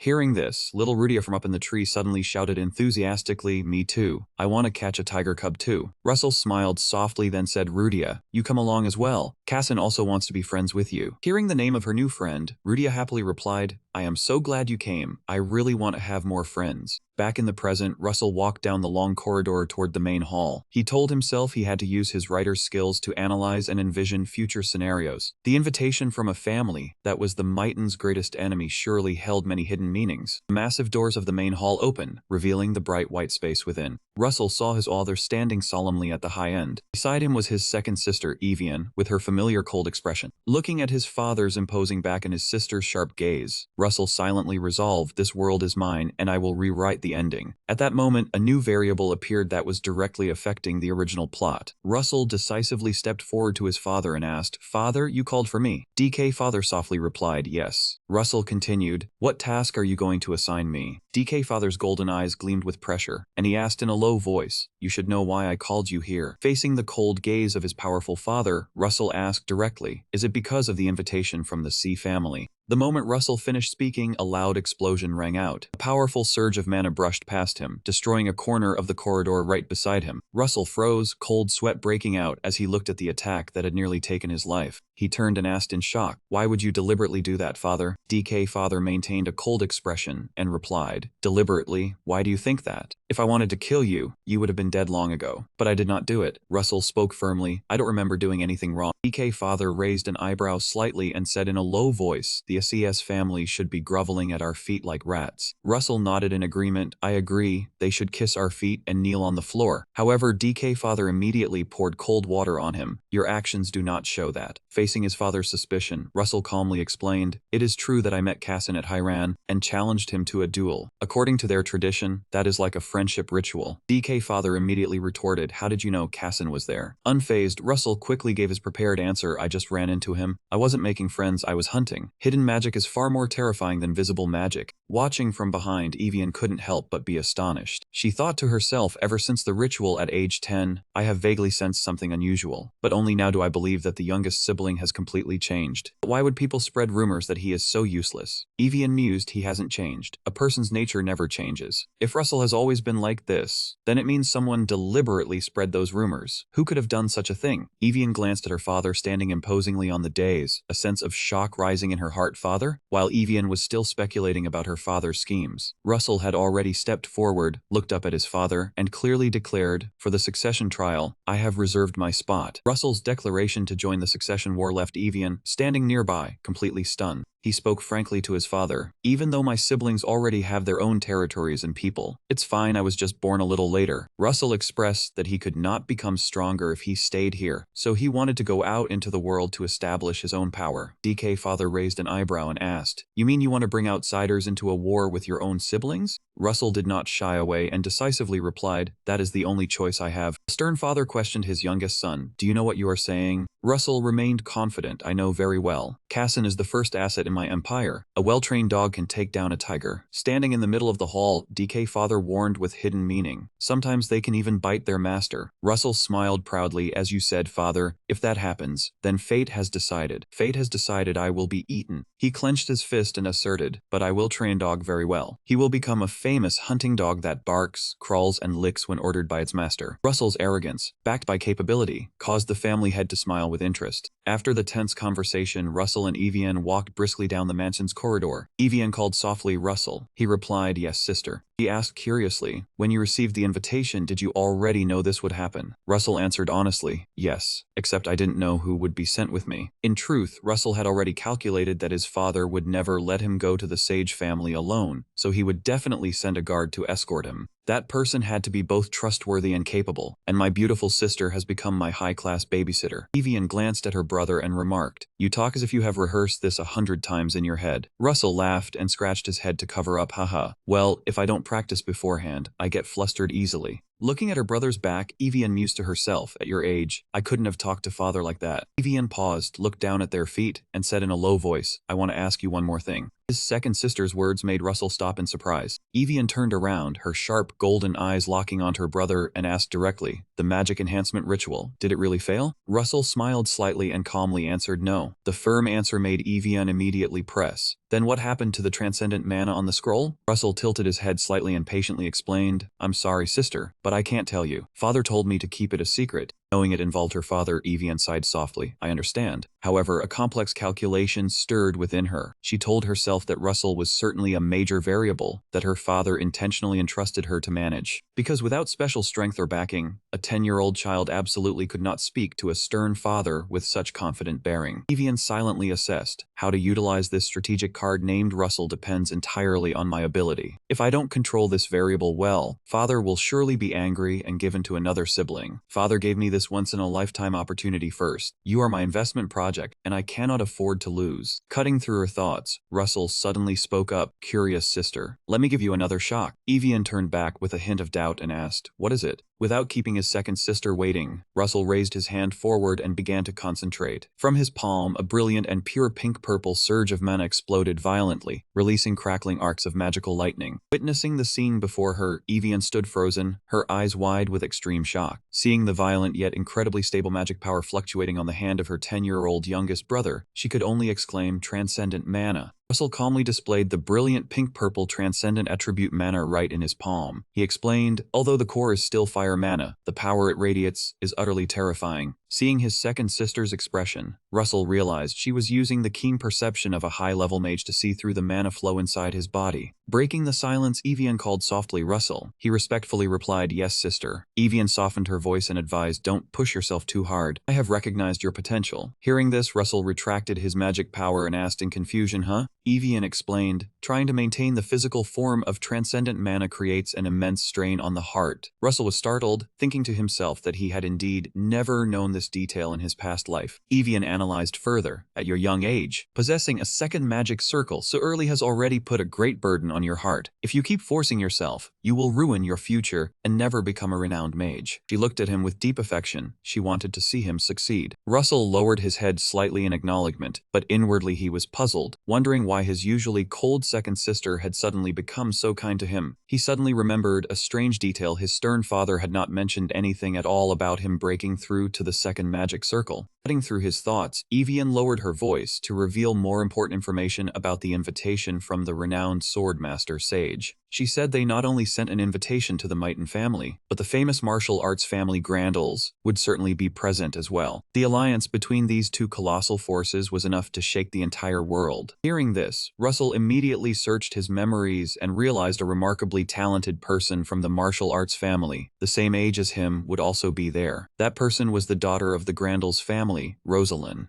Evian continued, saying that to travel to the Vestia continent, the martial arts family would borrow the teleportation gate that the Mayton household had set up. Upon hearing this, Russell firmly declared he would go there and wait for them first. His proactive attitude surprised Evian, and she asked why. Russell answered frankly that it was because he had treated them wrongly before. Thinking about this, the bad memories of the previous owner flooded back clearly into Russell's mind. It was the year he was 8, when he crazily used a wooden stick to beat the young girl Rosaline, who was kneeling and crying on the ground. While striking with the stick, he yelled loudly, "You look like a fish. Do you want to be beaten to death?" This cruel and arrogant act caused his father to have to lower himself to apologize and exile him to the remote Maple Manor. Russell turned to his second sister and said, "Sister, don't worry, I'm going to clear my past." Evian was slightly startled and asked back, "Apologize?" Russell affirmed, "Yes, I did something wrong." Hearing her younger brother's answer, she sternly reminded him of the pride of a mage of our family. "We do not bow before anyone. A mage will not bow if he is innocent. If you do something wrong, fix it, but fix it in a cool way." But at this moment, Russell suddenly realized something seemed a bit off. Before he entered this body, the old Russell didn't have any combat skills at all. So how could a useless person like him defeat the daughter of the strongest Mart's family on the continent? The system notification immediately appeared to answer his question. Rosaline was the only daughter of the renowned martial arts family Grandel. She was naturally sensitive and kind-hearted, completely disliking violence or harming others. However, the future Rosaline that he had set up in his novel was an extremely violent and hot-tempered person. It turned out that the reason for this change originated from the beating by the old Russell. Being defeated by an inferior person from the magic family made Rosaline extremely angry and aggrieved. She realized the importance of strength and began to throw herself into training with a crazed passion. Her father, the family head von Grandel, was extremely proud and personally taught his daughter. Possessing innate talent but previously unwilling to learn martial arts, Rosaline progressed at an astonishing speed that thrilled the entire Grandel family. He could only silently acknowledge this was the butterfly effect, where an insignificant side character, like him, indirectly changed and shaped the personality of one of the most important characters in the story. A massive stone staircase led straight up to a glowing spatial gate in the blue sky. Walking beside him, the young girl Rudia was extremely excited and cheered. "This is so exciting. There must be lots of delicious food in Cassin." He smiled and replied, "Yes, there is plenty." Walking a bit behind, the young attendant Hampton looked at his back and silently calculated. The boy was worried about Russell actively socializing with the eternal enemy family, Sage, and told himself that one day the Mayton family would have to defeat them. But Hampton refuted that thought himself. The boy was moved to tears, thinking that Russell must already have a great plan for the future, and accompanying a kind master like the young lord was a great honor. His excessive emotion caused Hampton to burst into audible sobs, leaving the maid Hera walking beside him speechless as she watched the boy cry. To reach the meeting point at the Sword Grave, the group had to undergo a continuous journey of teleportation. They crossed a total of 22 spatial gates from the Sunward Square to the Midnight Small Forest. Then they crossed the cold Black Sea before setting foot at the central gate of the Sword Grave. Dizziness and fatigue from the continuous teleportation caused Russell to sweat profusely, and he could only groan inwardly at the discomfort. However, the situation behind him was even more dire. Hampton, being too weak, couldn't handle it and passed out immediately after the teleportation. They set foot in the Sword Grave, one of the largest teleportation gates located near the Z family.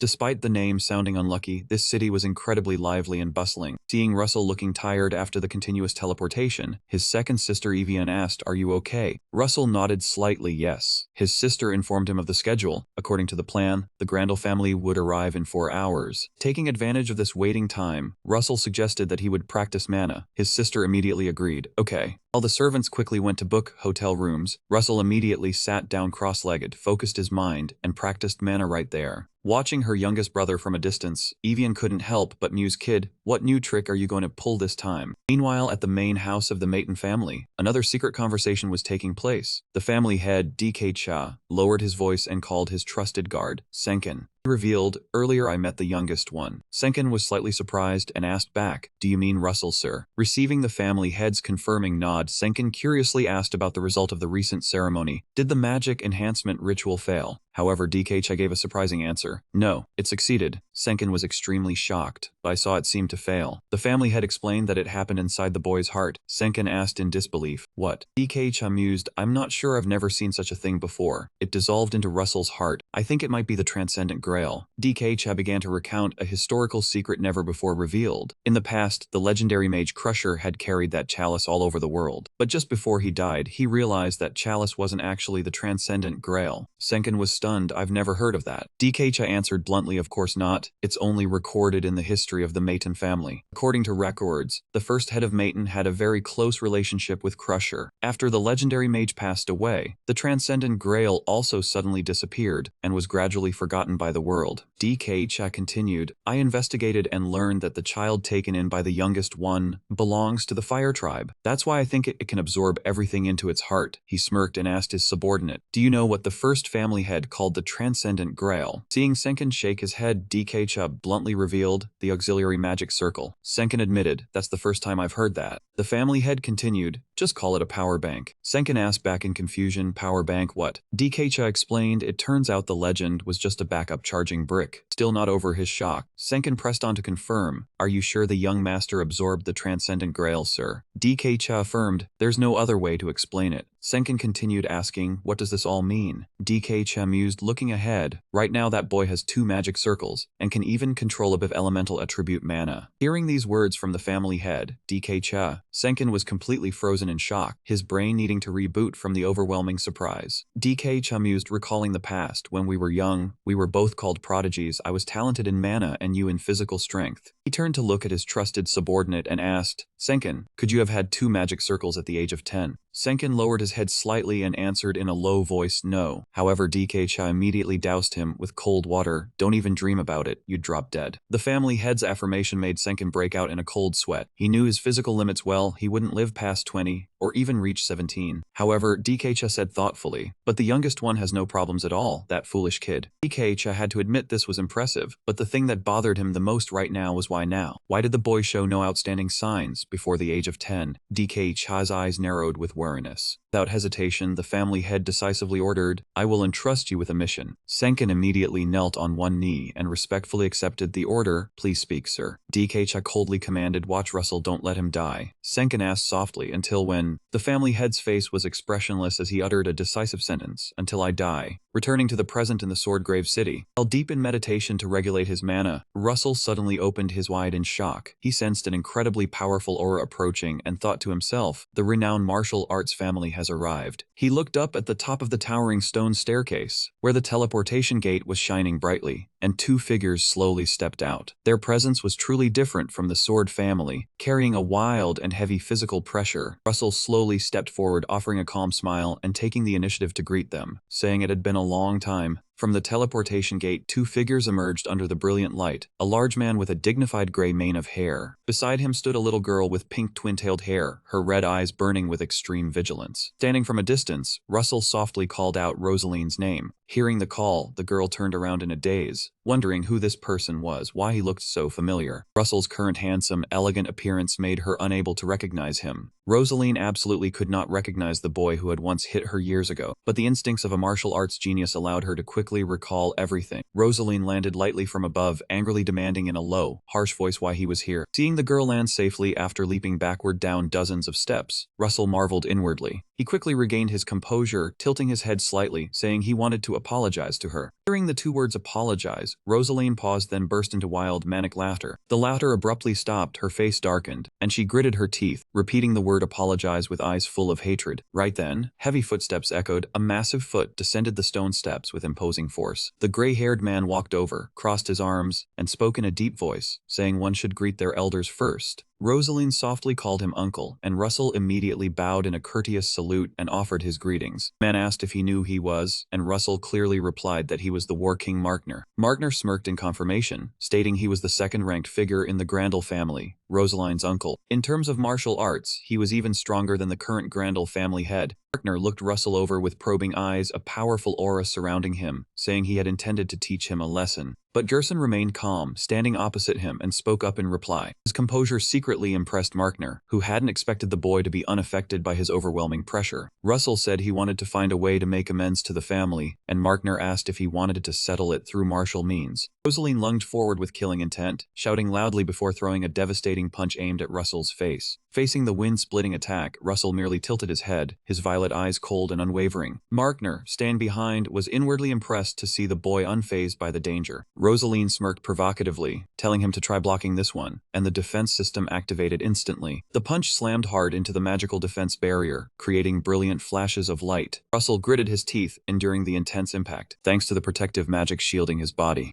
Meanwhile, Markner observed the entire exchange from a distance with keen attention. The War King mused to himself, wondering if it was magic or martial arts, puzzled by what strange move he was using. Russell lightly brushed the dust off his clothes and stood up straight. Seeing her opponent wasn't attacking again, Rosaline snapped, asking why he didn't fight back, and Russell calmly bowed his head in apology. He inwardly thought that having lived in a modern society, apologizing was no difficult task. Hearing that, Rosaline flushed red in anger, turned away, and shouted at him to stop talking nonsense. Russell shrugged in response, saying he bullied her because he wanted her attention. Meaningless explanation only made Rosaline let out a weary, exasperated sigh. But the very next second, the pink-haired girl suddenly spun around. She launched a powerful kick straight at Russell's knee. The unexpected kick left him in pain, clutching his knee as he collapsed, the defense system activating immediately. Rosaline turned her back and walked away, disdainfully muttering the word boring, while Russell looked on, bewildered, asking what she said. She whirled around and shouted, telling him he had to fight back for her mood to improve. Seeing she was still not appeased, Russell stood up, dusted himself off, and calmly agreed, but not right now. Suddenly, low applause echoed, cutting through their conversation. Markner stepped forward, suggesting they fight in the arena, as fighting was prohibited here, but Rosaline stubbornly protested. It was then that both of them noticed a large crowd of people had gathered around, talking and pointing.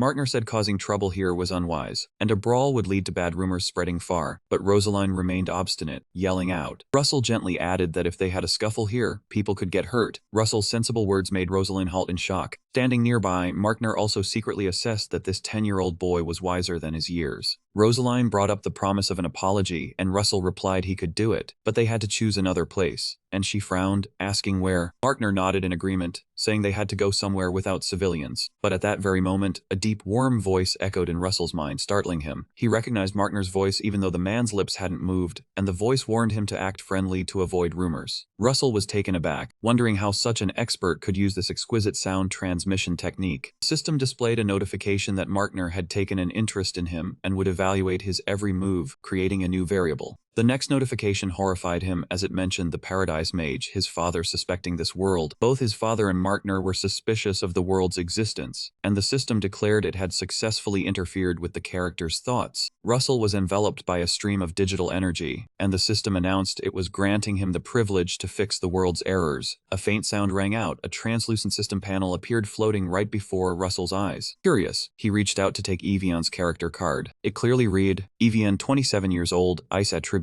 cold personality with a hint of innocence, occasionally a bit cruel, the finest chocolate. Russell's eyes widened in astonishment, cold sweat beginning to beat on his forehead as he flipped the page over. He stared at the system card in his hand in shock, wondering if this really was the setup he himself had created. The slanted handwriting reading Soko is number 1 appeared clearly. Looking closer, he realized the system had saved every piece of character information he had ever written in the past, from Evian of the Sweet to Posa with his brutal hobby of cleaving others in two, up to Silent Step, the legendary assassin who made the entire world tremble in fear. However, Russell also noticed that the incomplete gaps in this setup were more numerous than the amount of written text. He told himself that it was precisely these shortcomings that created a real world full of variables. A greater concern arose in his heart. Why was he reincarnated exactly as the character Russell? And why were these opportunities and plot links created for him to grasp? At that moment, a sound rang out, and the system panel suddenly displayed a cold notification. You have reached the time limit for using the setup. In the blink of an eye, the entire system vanished as if it had never existed. Russell stared blankly at his empty palm. Realizing that he could only view it within a certain time frame, he silently calculated that the display time seemed to last only about a minute, and he would have to wait a period or meet some special condition to reactivate this privilege. Interrupting Russell's train of thought, Master Markner approached and spoke up. Let's go eat, we will deal with the drama later. Russell quickly concealed his bewilderment and respectfully replied, Yes, War King. Walking behind his master and the little girl Rosaline, he silently wondered what other horrifying changes the future ahead would hold. The three quickly moved to an ancient restaurant located in the heart of Sword Grave City. Stepping inside, Master Markner immediately greeted cheerfully upon seeing the blonde woman already seated at the dining table. Ivelia, long time no see. The female mage slightly lifted her eyes and calmly replied, Hello, running into you people here again. Witnessing Evian's peak demeanor, Master Markner crossed his arms and laughed heartily. Ha ha ha, seems like compared to our last meeting, you have grown stronger. Facing the legendary War King, Evian took a light sip of tea before confidently declaring, I think I will be able to defeat you within 5 years. others. Her bold challenge did not anger Markner in the slightest. He merely burst into laughter. Ha ha, I will accept your challenge anytime. Evian smiled faintly and calmly continued. When I was little, I could challenge you anytime, but now I cannot. Russell silently understood the reason. Evian was now a high-ranking mage, one of those shouldering the future of the Maton family, so she could not casually challenge a representative of another family just for entertainment. Looking at the stern woman before him, the master pursed his lips and sighed teasingly. You have lost the cuteness you had when you were little. After that impressive display, the group returned to the dining table. Master Markner cheerfully began reminiscing about Sister Evian's past, saying that whenever she was little, she would always charge at him no matter the time or place. She even once burned off all his hair while he was sleeping. Evian calmly sipped her tea, admitting she had once tried to burn his head but had failed. Russell could only sweat profusely, telling himself it was hard to keep up with this conversation.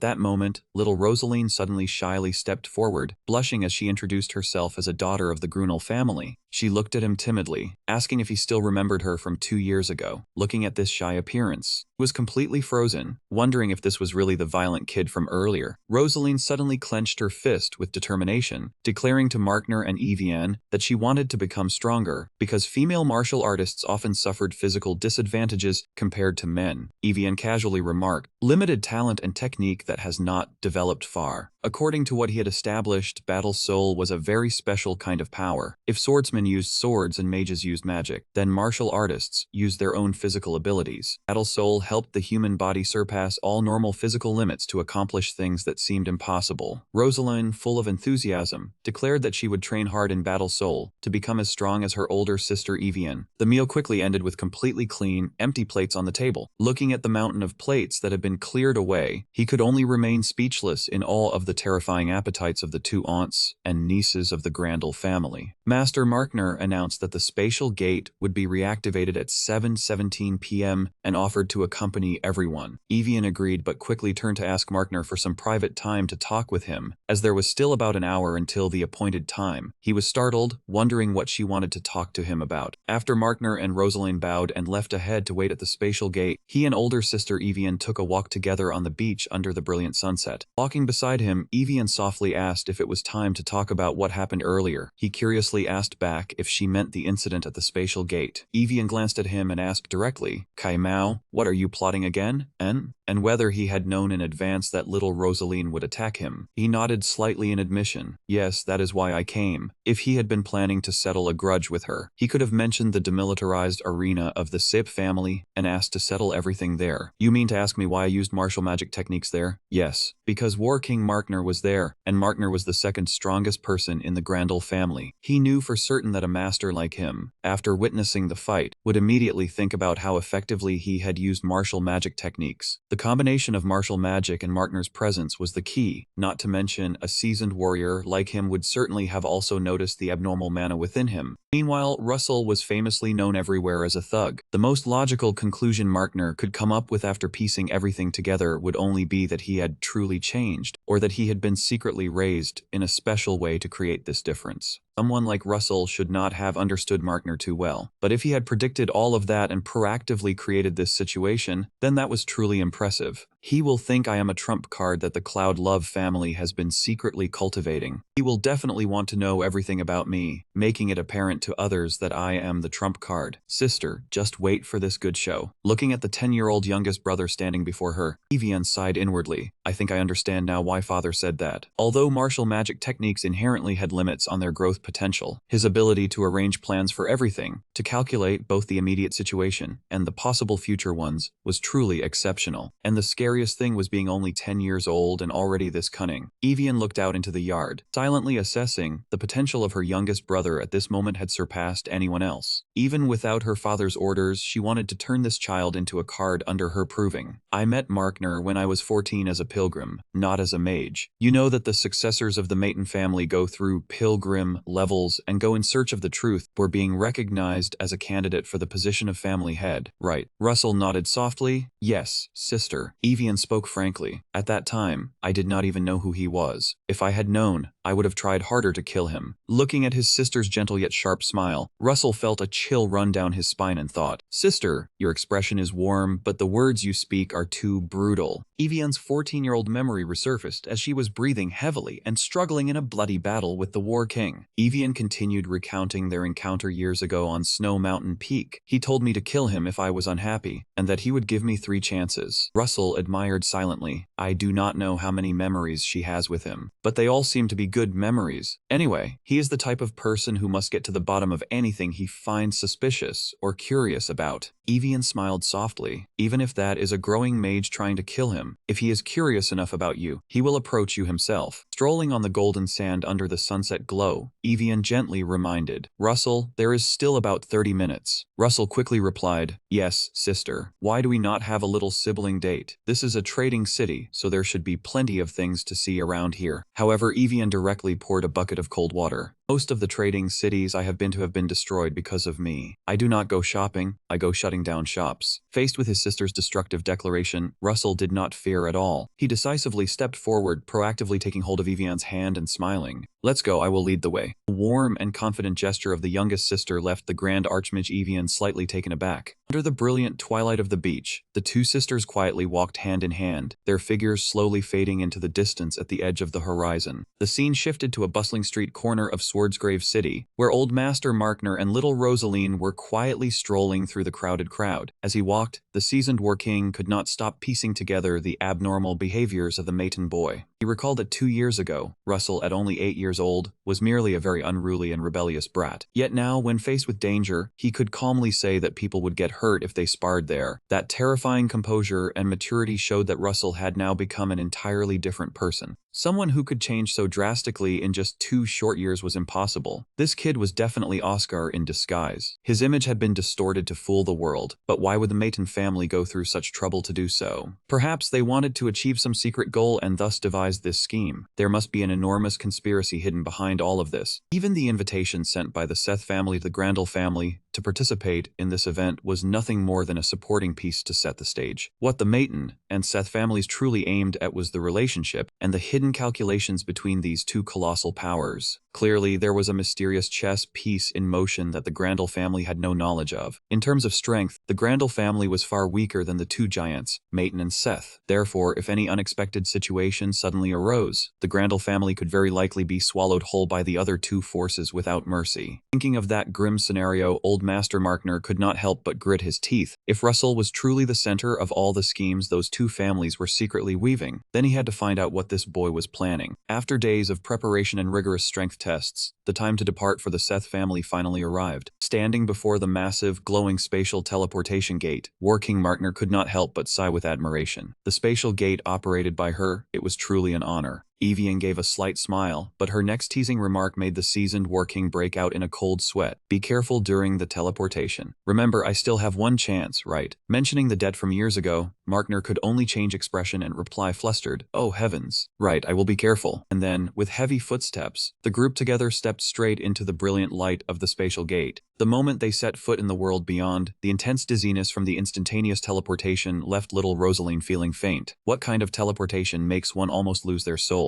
In contrast to Rosaline's struggle, Rudia remained completely alert. The teleportation light completely vanished, revealing before the group a lush green, windswept grassland. Seeing Evian acting unusually gentle this time, Markner curiously asked if she was planning to cause trouble. The female mage calmly replied, "No, do not worry." Amid the peaceful space of the grassland, an excited loud shout suddenly rang out from afar. Russell Rudia traveling so far must have made everyone tired. The one who rushed over to greet them was Cassin C., the second young master, and the most likely heir to the renowned C family. His appearance surprised the War King Magno greatly. He whispered to Evian, "The C family has never come to receive us personally." Approaching his peer, Russell smiled and greeted him. "It has been a while, Cassin." Seeing Russell's handsome appearance, so different from before, Cassin was impressed. "You have grown a lot." Russell frankly explained it was thanks to magic. However, the friendly atmosphere was suddenly broken when Rudia lunged forward at extreme speed. The little girl spread her arms, decisively squeezed between them and pushed Cassin away, her face filled with murderous intent as she yelled, "I am the one closest to Russell, stay away. Her aggressiveness left Russell behind her only sweating and speechless. Contrary to Rudia's tension, Cassin kept a gentle smile and calmly responded, I do not think friendship has levels. It is just that Russell and I share the same thoughts and goals, so we decided to be friends. That is what matters. Cassin's logical yet utterly confusing argument left both Rudia and Russell frozen. The black-haired girl's head was filled with question marks, thinking, thoughts, goals, Russell, what is he talking about? But to maintain her position, Rudia still stubbornly yelled, anyway, I am still the closest to him. Seeing her adorable demeanor, Cassin softly smiled and suggested, but we can also be friends. The words struck a chord, causing Rudia to immediately blush in embarrassment, only able to mumble in reply, that is true, I will be your friend too, thank you. At that moment, firm footsteps echoed from the stone steps. A haughty voice cut through the atmosphere, young Master Cassin. The group turned and saw Rosaline in her pink-orange martial uniform slowly walking down. Sorry, I met a friend I have long missed, so I was a bit excited. You do not need to be so formal. I am younger, so you can just speak normally. How annoying, to them he is so friendly and approachable, yet in front of me he acts so distant. Watching all of Russell's reactions from afar, War King Markner slightly curled his lips, his eyes showing clear approval. He silently assessed, that boy is smart. It seems he deliberately created the current situation. Looking at Russell's back, the veteran War King could not help but muse, this kid is an adult hidden in a child's body. Not wasting time, Russell took the initiative to turn to Cassin and say, I want to ask you a favor. Seeing his new friend look confused and ask back, Russell declared, I intend to spar with Rosaline here. Russell's bold decision shocked Cassin greatly. A spar? Russell calmly suggested, can you arrange a place for us to hold the spar? An unprecedented duel was about to take place. The opponent was the only daughter of a prestigious martial arts family, and the setting was the arena of a famous swordsmanship family. The three greatest families in the world would gather to witness this contest. This was Russell Mayton's official debut stage before the world. News of the shocking duel spread quickly throughout the C family's competition area. Disciples were buzzing with gossip. One person curiously asked, who do you think will win? Another confidently answered, Russell is a stupid little rascal. Rosaline will definitely win. Another person hesitated. I heard Rosaline cannot control her battle soul well yet. The person beside him judged, if that is the case, then physical ability will decide it, so would not Rosaline still win? They had no idea that Russell's main skill was actually terrifyingly powerful combat magic. Meanwhile, in the grand observation room overlooking the arena, Kazuya C, the head of the prestigious swordsmanship family, pondered as he looked down. He turned to ask his son Cassin, who was standing beside him, what do you think of this contest? In the quiet room, Cassin softly expressed envy for the upcoming match between his two friends. He smiled and said to his father, I am very envious. Sparring with friends must be very fun. Everyone seems to think Russell is a stupid rascal. I used to think so too, but he is really good, and I think he will be a formidable opponent. An opponent? You have an opponent your own age. Cassin confidently replied, for now we are equal in skill, but in the future it is a toss-up. Looking at his son's smile, Kazuya mused quietly, currently I see. In his heart, the astute patriarch of the Sea Sword family began to harbor doubts. He silently analyzed. The information about that child seems to have been deliberately distorted. Russell is the trump card the Mayton family wants to hide, and this battle was created by them. Returning to the conversation, Kazuya curiously asked his son who he thought would win. Cassin decisively answered, I think Russell will win. The answer shocked Kazuya greatly, Russell. However, Cassin then unexpectedly added a contradictory statement, but I think Russell will lose. Before his father's bewildered expression, Cassin's red eyes narrowed slightly. He explained, Russell is very kind. That mercy could become a fatal weakness when facing the aggressive Rosaline. Noticing the interesting nature of the match, Kazuya stood up and walked away, saying, I guess I will have to go watch the contest tomorrow. Cassin excitedly asked back, you are going too? Then I can introduce my friend to you. Kazuya smiled slightly, my son's friend, I look forward to it. The next day at the arena under the windy sky, the ancient battleground was ready for the duel. On the spectator stands, Evian's group, War King Markner, Cassin, and family head Kazuya C had all gathered. Standing in the sun-drenched center of the arena, Rosaline kept warming up. Her eyes sparkled with excitement. I have been looking forward to this day. On the opposite side, Russell also took a firm stance. He told himself he could no longer hide, no more concealing. It was time to unleash everything. This was his official debut stage.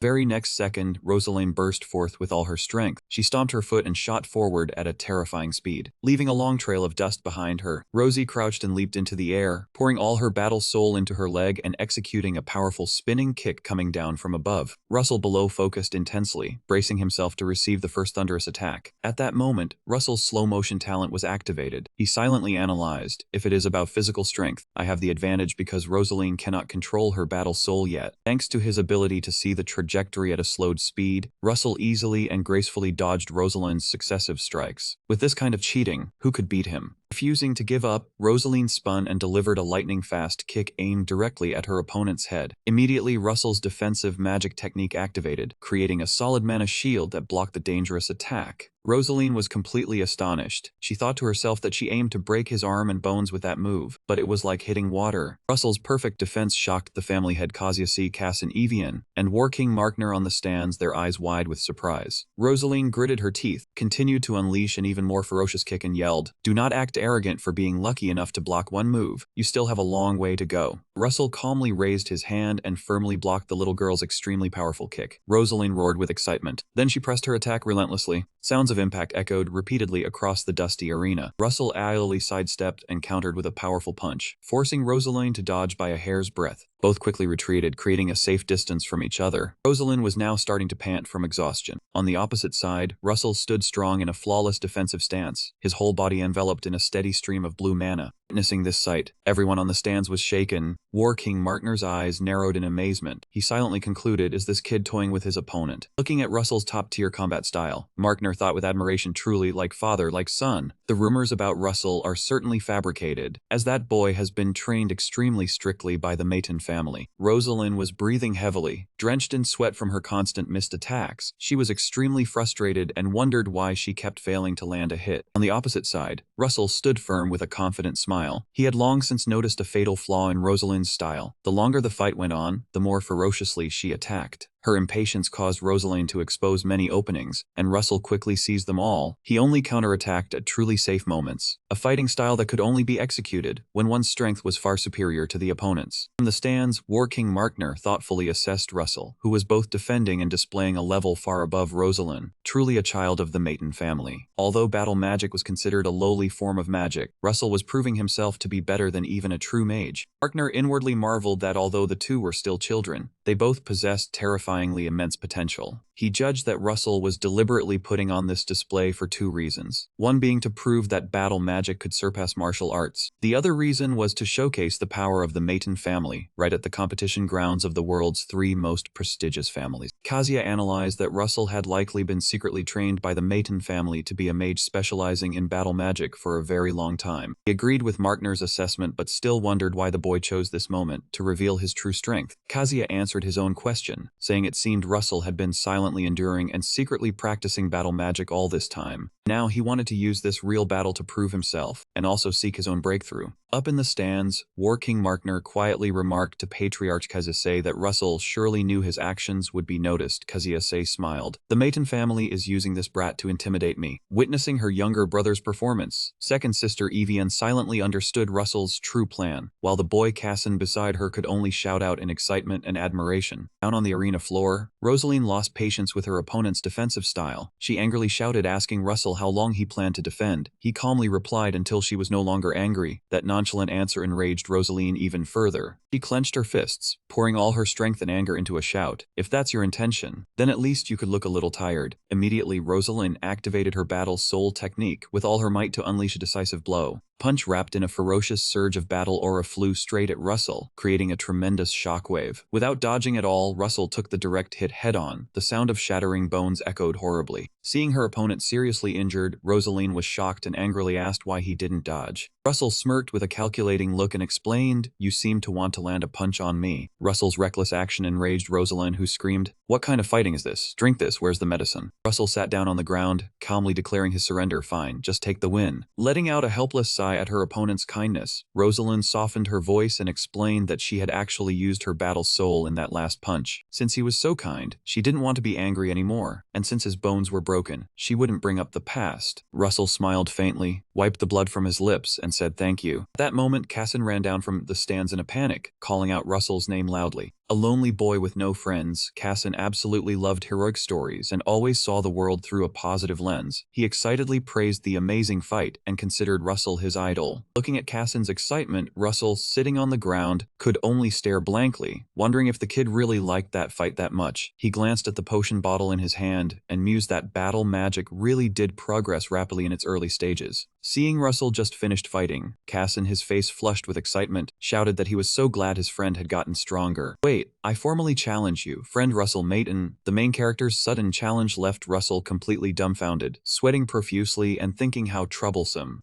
To avoid this troublesome fight, Russell tiredly sat down on the ground and waved his hand in refusal. He thanked him and said he was too tired. Battle magic consumed a lot of mana. Seeing his opponent refuse, Casson asked again in confusion. He wanted to fight Russell when he was in his best condition. Russell trembled, thinking that if he fought this guy now, damn protagonist, he didn't think he would survive. The boy patiently pressed on, asking if he would fight him tomorrow then. Seeing the anticipation in the other's eyes, Russell guessed the kid wanted to fight as a birthday present, so he smiled and agreed. Immediately after, Russell activated healing magic. A warm blue light flared up and enveloped his body, quickly healing all the wounds caused by Rosaline's strike. After recovering, Russell proactively approached Rosaline, who was sitting in a corner of the arena platform, and softly called out to ask a favor. Rosaline, holding a water bottle, glanced at him warily and asked what it was. Was he trying to humiliate her? Russell replied that she knew he wouldn't do that. So then what was it? Russell stood opposite her and seriously explained that when she hit him he felt something like a resonance. Who could handle that? The ambiguous words made Rosaline's expression change instantly. She glared at him with contempt and asked if he was some kind of pervert. Russell sweated profusely and hurriedly explained that he didn't know. He almost felt it, but wasn't sure. Russell then bowed and pleaded, asking her to let him borrow her secret technique, promising to repay her fully. Rosaline asked why she should help him. Russell quickly promised to repay the favor later. Hearing this, Rosaline hesitated. She remembered the painful days when she vowed every night to get revenge on that brat Russell, but she sighed softly, thinking that all that was over now. From afar, War King Markner witnessed the whole exchange and voiced his support, saying just try it. Rosaline, she quickly bowed in obedience. Markner smirked, silently impressed by Russell's initiative in daring to openly engage with an opponent. He thought that this son of the renowned magic family wasn't bad at all. With her uncle's approval, Rosaline turned to Russell and said she would help him this once. Remember to repay her? Russell smiled and bowed in thanks. He clearly declared a very solemn oath that he would surely swear on the title of future mage. His proud declaration caused his second sister Evian, watching from afar, to be startled in surprise. She smiled an enigmatic smile and thought to herself, did he really say that? It also meant the boy would participate in the succession war, as a potential heir of the Maiden family. Russell's proud declaration was made right in front of the patriarchs of the world's two most prestigious families. Back on the arena floor, Rosalind softly asked for confirmation. She just needed to hit him like before. Right? Russell calmly smiled and replied that was correct. He was ready. Rosaline narrowed her eyes, telling herself she shouldn't even call this power ordinary martial arts anymore. Without hesitation, she gathered her strength and unleashed a powerful punch carrying a ferocious surge of battle aura straight into Russell. It hit, but he's still standing. What's going on? The direct collision created a massive shockwave, causing Russell to cry out in pain. However, at the very moment of taking the hit, Russell's eyes suddenly widened in astonishment. He broke out in a cold sweat, clearly feeling an abnormal resonance. The man in his body was reacting to Rosaline's incomplete battle soul. Seeing her opponent still standing after the punch, Rosaline was briefly stunned and asked if that was it. Russell struggled to his feet and firmly demanded another one. Rosaline struck again. Another powerful punch descended, creating a loud explosion. Standing on the stands, War King Markner observed with a gravely serious expression. He thought to himself, is this kid crazy, fighting or committing suicide? Down on the arena floor, Russell persisted, shouting loudly for another one. Witnessing the strange scene, Patriarch Kazuse turned and asked Miss Evian what the young master was doing.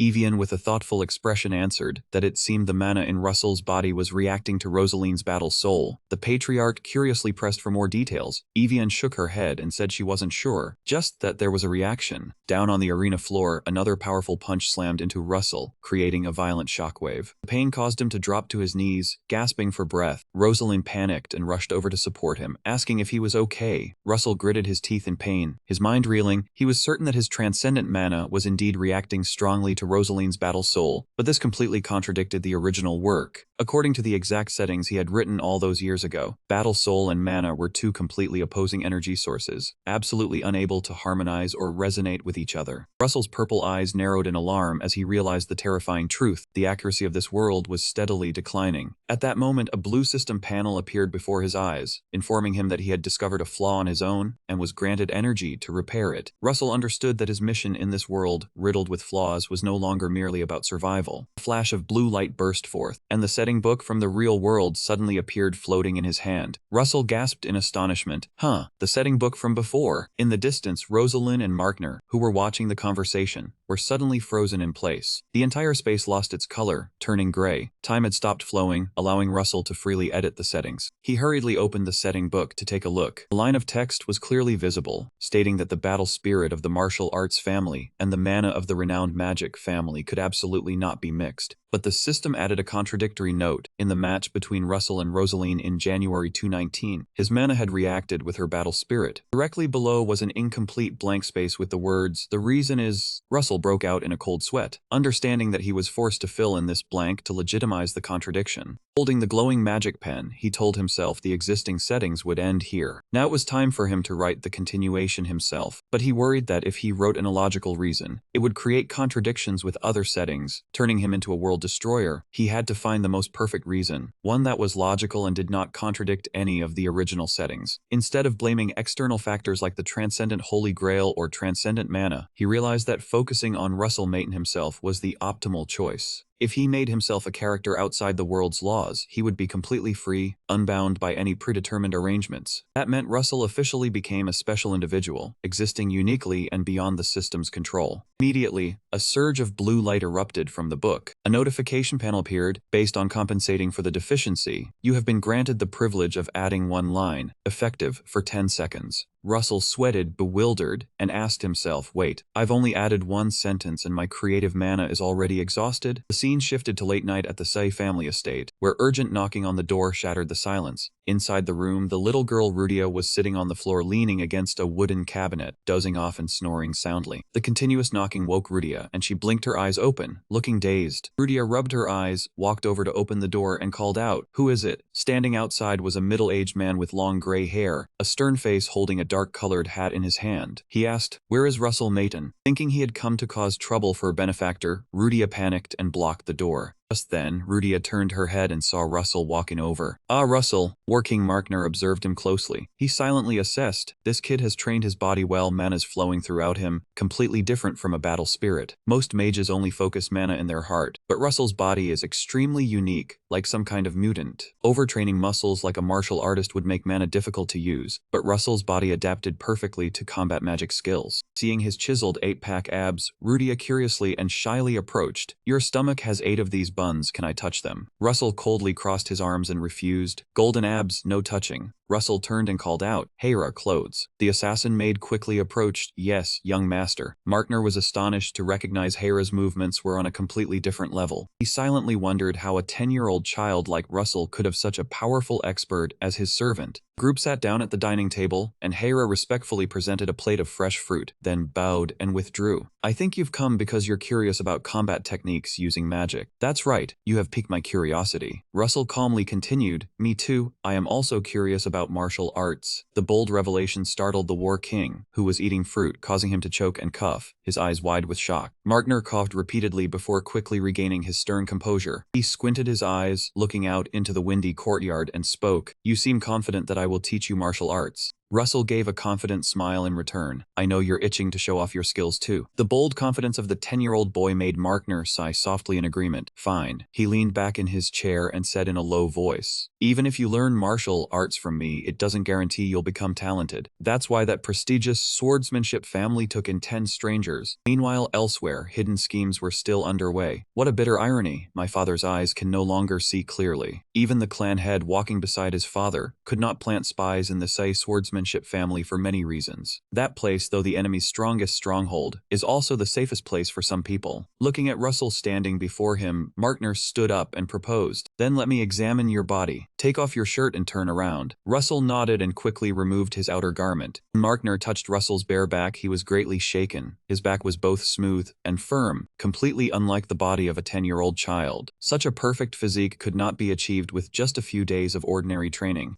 Markner instructed in a low voice, "My battle spirit will move around your body. Do not resist, just let it flow." Feeling the large hand on his shoulder, Russell voiced a slight doubt. "Are you sure there are no side effects?" Markner simply gave a decisive 2-word answer, "Trust me." War King Markner placed both hands on Russell's shoulders to channel his fighting aura into his body and probed in a low voice, "What would you do if I intended to turn against you?" Facing the invisible pressure, Russell calmly replied, "I trust you, but I must have my own say first." This attitude made Markner silently judge him to be an extremely cunning brat. Even though Russell created a situation that made it hard for him to see through completely, his wisdom and intelligence truly astonished the War King. A subtle smile curled on the boy's lips, and at that very moment, a sudden burst of blue light flared up. Taking advantage of the fleeting 10-second privilege to add a line, Russell immediately opened the setting book. After his duel with Rosaline, he had generated countless thoughts. As an author, he asked himself what he should bestow upon his character. And so Russell decisively put pen to paper and added a new line of setting. The battle spirit of the swordsmanship family reacts with Russell Mayton's mana, allowing him to develop without any side effects. The moment the line was completed, a massive, blazing red surge of energy exploded, enveloping Russell's body. The legendary battle spirit had officially merged with him. Witnessing the shocking scene before him, War King Markner was utterly astounded, and he exclaimed in confusion, "Wait, what kind of monster is this child?" Doubts arose in his mind about whether this was what the Mayton family wanted to show him. Watching the child so easily harmonize with the battle spirit, a sinister smile curled on the War King's lips. He mused this was the May family's proud declaration of war sent to the world. Markner probed in a low voice, "Who taught you magic combat techniques?" Russell gave a confident smirk and replied, "I'm self-taught." The War King continued his analysis.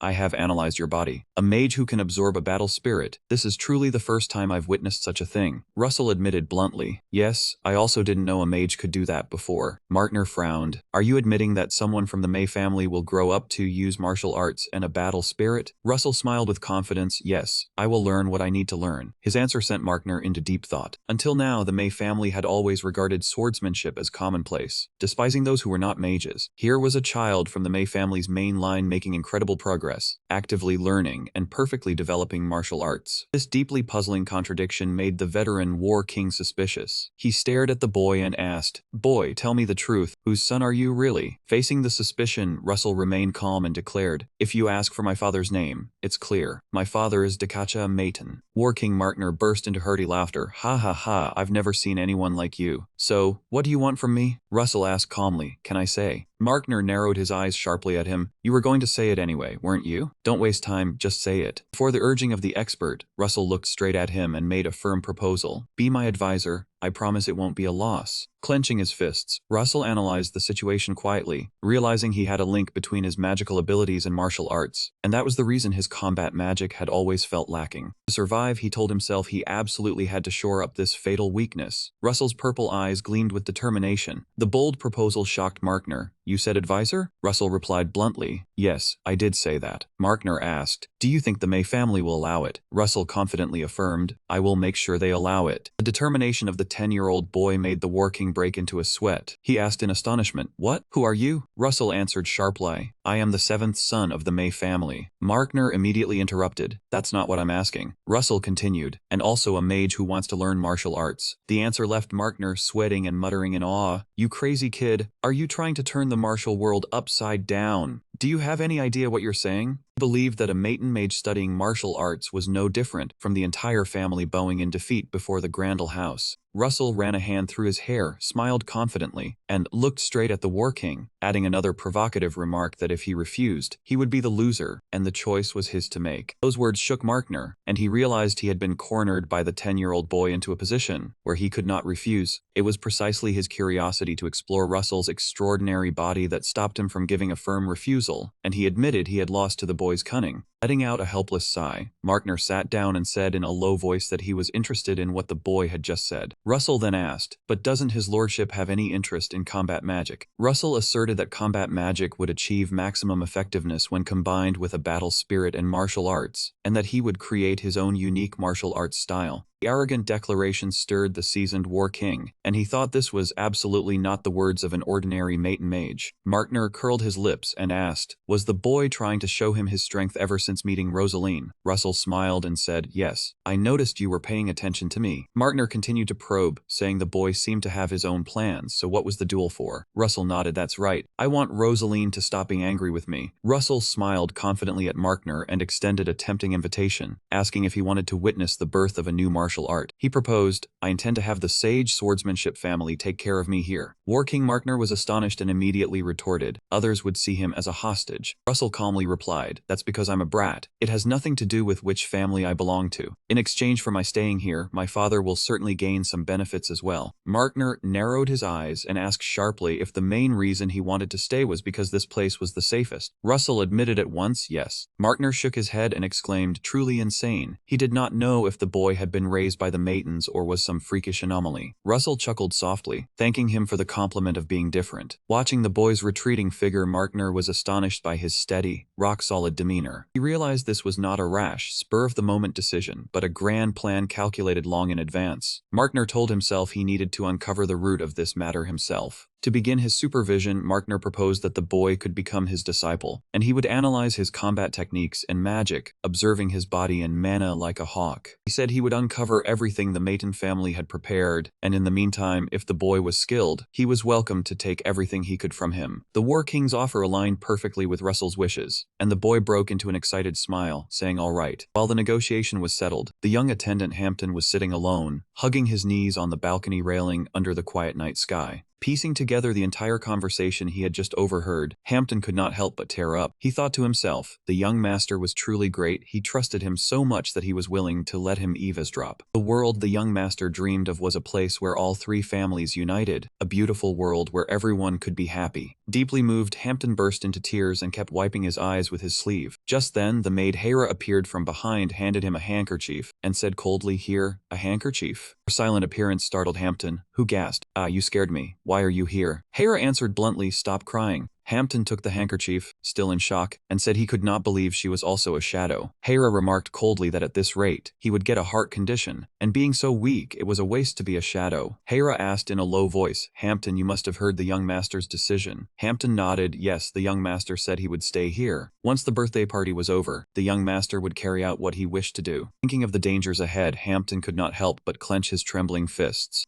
Hera looked at the boy and said, "We will have to risk our lives to protect him." Hampton answered resolutely, "Yes, because that is the duty of a shadow. Even if punished by the head of the family, he would still protect young Master Russell, because he was his light." Under the dim moonlight, Russell and his second sister Evian strolled along the path together. Evian smiled softly and observed, "It seems you have something important to say. Don't you tell me?" she said. She felt these rare moments were truly precious. Russell glanced at the flowers and asked, "Do you like tulips?" Evian answered gently, "People are always drawn to beautiful things," she whispered. Magic used to be the most beautiful thing to her. The cruel memories of battles long past flooded back into Evian's mind. Amidst the fiery battlefield, the agonizing screams of the enemy rang out everywhere. "Damn it, I can't move." Standing from above, Evian coldly unleashed a blazing magic circle and decisively chanted, "Vanish." A terrifying wave of fire exploded, burning all the enemy soldiers into dry skeletons amidst their frantic screams. Evian sighed softly, but then it became the most brutal thing to her. At least flowers do not harm people. Looking at the vibrant blue tulips under the moonlight, Russell smiled softly and suggested, "Sister, next time I will definitely give you a bouquet of flowers." The sweet promise left the great mage Evian utterly astonished. Flowers. Her eyes trembled slightly, and she broke into a gentle and warm smile. "Those words move me." "All right, so what does my youngest sibling want to say?" Russell looked straight into his sister's eyes and declared decisively, "I want to stay here with this swordsmanship family." Russell's declaration made Evian freeze, and she asked sternly, "Russell, do you want to become the head of the family?" Russell answered without hesitation, "Not at all. If you want, you can test me with your abilities." Seeing her brother's confidence, Evian curled her lips slightly. "Unbelievable. But let's have a thorough look." She extended her hand forward and began to chant, "Edel reveals Noel Patera." Instantly a giant, glowing yellow magic eye appeared, activating the ultimate skill, Eye of Truth. A beam of light shot straight at Russell, startling him. After thoroughly examining his mana flow, Evian closed her eyes lightly and confirmed he was telling the truth, but she still could not hide her suspicion. "Then why are you so eager to do this?" Russell looked straight into his second sister's eyes and answered calmly and briefly, "I want to live." The sudden reply left Evian completely stunned. "Is living at home that difficult?" Russell nodded slightly and explained in a low voice, "Even my brother, sixth young Master Carton, is determined to kill me." At that moment, in another hidden corner of the mansion, Carton was frantically practicing water element magic. He gritted his teeth and screamed with hatred, "You bastard Russell, I will definitely kill you." Back to the conversation under the moonlight, Evian frowned slightly and reminded him sternly, "I know the succession war is brutal, but it does not have to cost the lives of blood siblings." However, Russell immediately threw cold water on her argument, "No, sister, our family is full of people stabbing each other in the back." The cruel truth from her youngest brother's mouth left Evian speechless, her eyes trembling slightly. She tried to compose herself and asked, "All right, if that is the case, why do you want to stay here?" Russell answered decisively, "I want to become stronger." Russell curled his lips and declared clearly, "I want to protect my mother and myself." The filial and resolute answer utterly shook Evian. In truth, Evian was someone who loved the Maton family unconditionally. For this prestigious family, she was willing to become a cruel demon to eliminate enemies, but she could also become a merciful guardian angel. The memory of bloody battles suddenly resurfaced as the enemy crazily charged forward and screamed, "Die, you witch." Evian showed no mercy. She waved her hand and cast a yellow magic spell. It cut through and utterly annihilated the entire enemy battalion in the blink of an eye. But towards her own blood relatives within the family, her heart bled. She always told herself she did not want to kill them. She wanted them to live. A single tear rolled down Evian's cheek. She understood that slaughtering each other in this succession war was completely wrong. She loved everything about the Maton family, and it was precisely because of that immense love that she utterly despised the brutal succession war within her own family. She hated the people in her house aiming at each other, causing their own kin to bleed. Therefore, Evian was determined to become the next head of the family, and to achieve true peace. She needed ultimate magical power. Evian was a mage who fervently sought that power. The original story recounted that Evian had continuously hunted evil spirits for 10 long years, a task far more difficult than the feats achieved by her other siblings in the family. She accepted the confrontation with the giant flaming monster because she chose to hunt beasts rather than kill humans. Looking at his second sister before him, Russell couldn't help but feel a pang of self-reproach. The words he had once written carelessly in the old world had now become the cruel fate, binding their lives. As an author, writing about someone's death was easy. Words were lifeless, but people truly felt the pain. But for Evian, those were the painful tears shed while witnessing the castle burning and loved ones falling. He gently looked up at her and called, "Sister." He looked straight into her eyes with unprecedented determination, his voice trembling. "If I said I want to become stronger, strong enough to protect you, would you consider that something to be proud of?" Evian paused, looking at her younger brother before her, murmuring doubtfully, "Protect me?" Then she burst into hearty laughter. Seeing his sister's radiant smile, Russell scratched his head sheepishly, for it was the most genuine smile he had ever seen on Evian. She gently teased, "Wanting to protect me, that's a first for me." She thought to herself that she always felt comfortable and at ease talking with this brother of hers. Russell seized the opportunity earnestly. "Please help me, I need father's consent." Evian hesitated slightly, thinking their father wouldn't agree. However, Russell's eyes burned with determination. He stated firmly, "I will persuade him."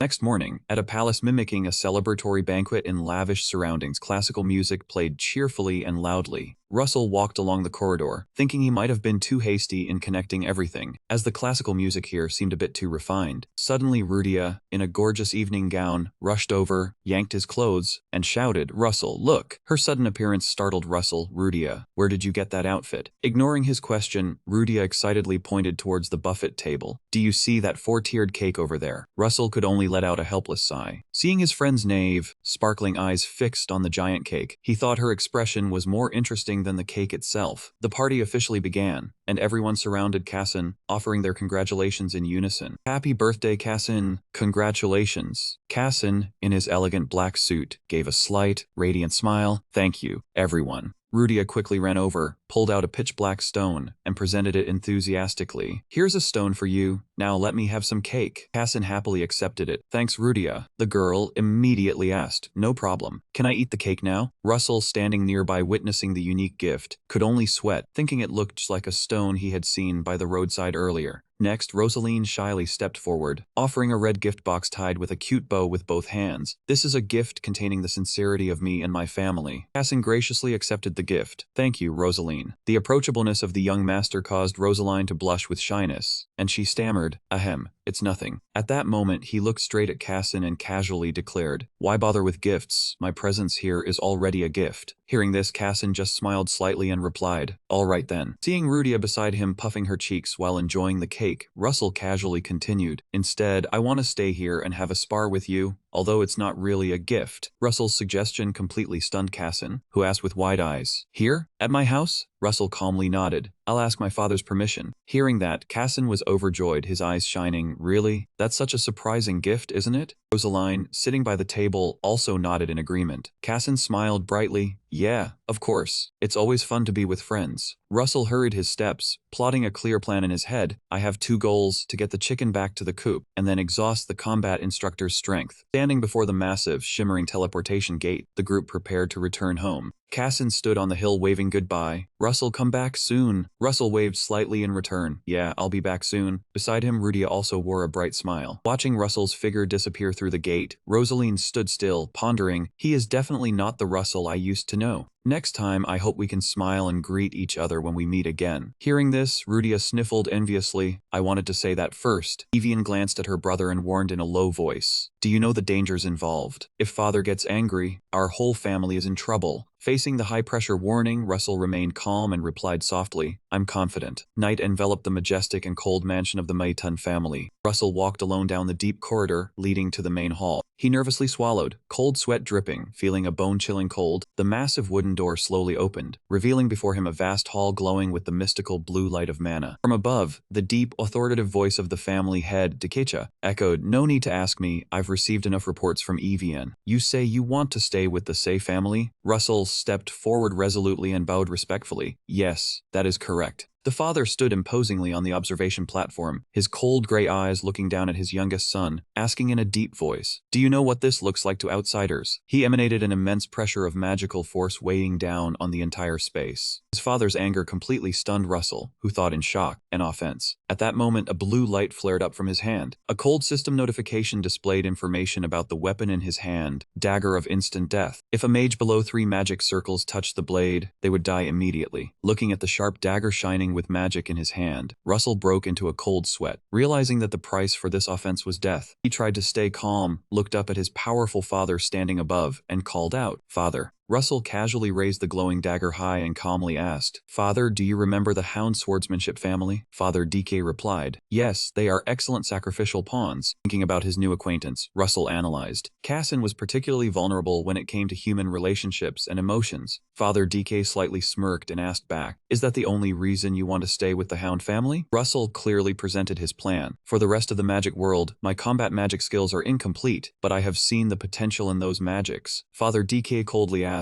and then, Russell continued, "As you know, Father, I have completed my second magic circle and there is something special hidden within my body." Hearing this, Father DK's expression slightly changed, and he asked in a low voice, "Are you referring to the Transcendent Grail?" He quickly regained his composure and explained further, "The Transcendent Grail, my special physical and magical ability. My body has also reacted to the battle spirits of the famous martial arts family." Russell raised his hand, which was emanating a red-hot mana flow, to prove it. "I have absorbed a small portion of experience from that battle spirit, and it is accumulating further. I have received an invitation from the Say family." Set against the backdrop of the imposing mansion of the rival family, Russell continued his explanation. "From that point, my relationship with that family was established. It is an interaction between the two families to achieve the best outcomes. Can this be considered an initial success?" Analyzing the other party's behavior further, the swordsmanship family did not engage in trivial discussions or opinions. They also had their own views on me staying with that family to hone my martial knowledge. To prove his unwavering determination, his eyes burned with boldness and he solemnly swore a life or death oath. "If you bet big, you win big. If you fail, you accept defeat." Seeing his youngest son willing to stake his very life on a gamble, DK father smirked in amusement. "I bet you're confident you'll succeed." Russell bowed his head and said, "Yes." DK father then asked slowly, "What about the next step in that plan?" The next step is." Russell knelt on one knee before his father, clearly presenting his plan. "We propose a partnership with them first. I believe father understands the importance of forming alliances between houses." Hearing this, DK father narrowed his eyes in thought. Russell continued his sharp analysis. "In my opinion, absolute power and strength are effective methods of rule, but a warm embrace and mutual trust are always necessary. Furthermore, vision and humility are what truly create a lasting ruler." DK father stared at his youngest son, his voice dropping into a threatening tone. "Well said, but if you can't deliver, I'll get rid of you immediately." The overwhelming pressure from his father made Russell tremble, sweating profusely to the point of being speechless. Seeing that expression, DK father lightly withdrew his killing intent and casually waved his hand. "Fine, go now. I will observe whether you can do what you say." Russell quickly bowed his head. "Thank you, father. I will surely try to meet your expectations. But I am still young. I am only 10 years old." DK father's eyes instantly blazed with danger. "Are you complaining?" Russell grinned slyly and added, "So I still need the warm love of my mother. Please allow me to go to the Say family with her." Caught off guard by this incredibly clever request that hit the heart of the matter, DK father paused for a moment, then burst into loud, hearty laughter that echoed through the banquet hall. "Ha ha ha." The Maiden family head looked at his youngest son with amusement. "Look at this, you know how to move people. This kid is so capable. Why has everyone always said he was useless? It's just unfortunate his talent is combat magic." A doubt rose in his heart, but it was also strange. Why hasn't anyone noticed this sooner? Suddenly, a cold, sharp blue light flashed before Russell's eyes, notifying him that the gods suspected a deficiency in the success probability of the event. Therefore, everything would become more difficult. Because of this suspicion, the success probability had decreased by 1%.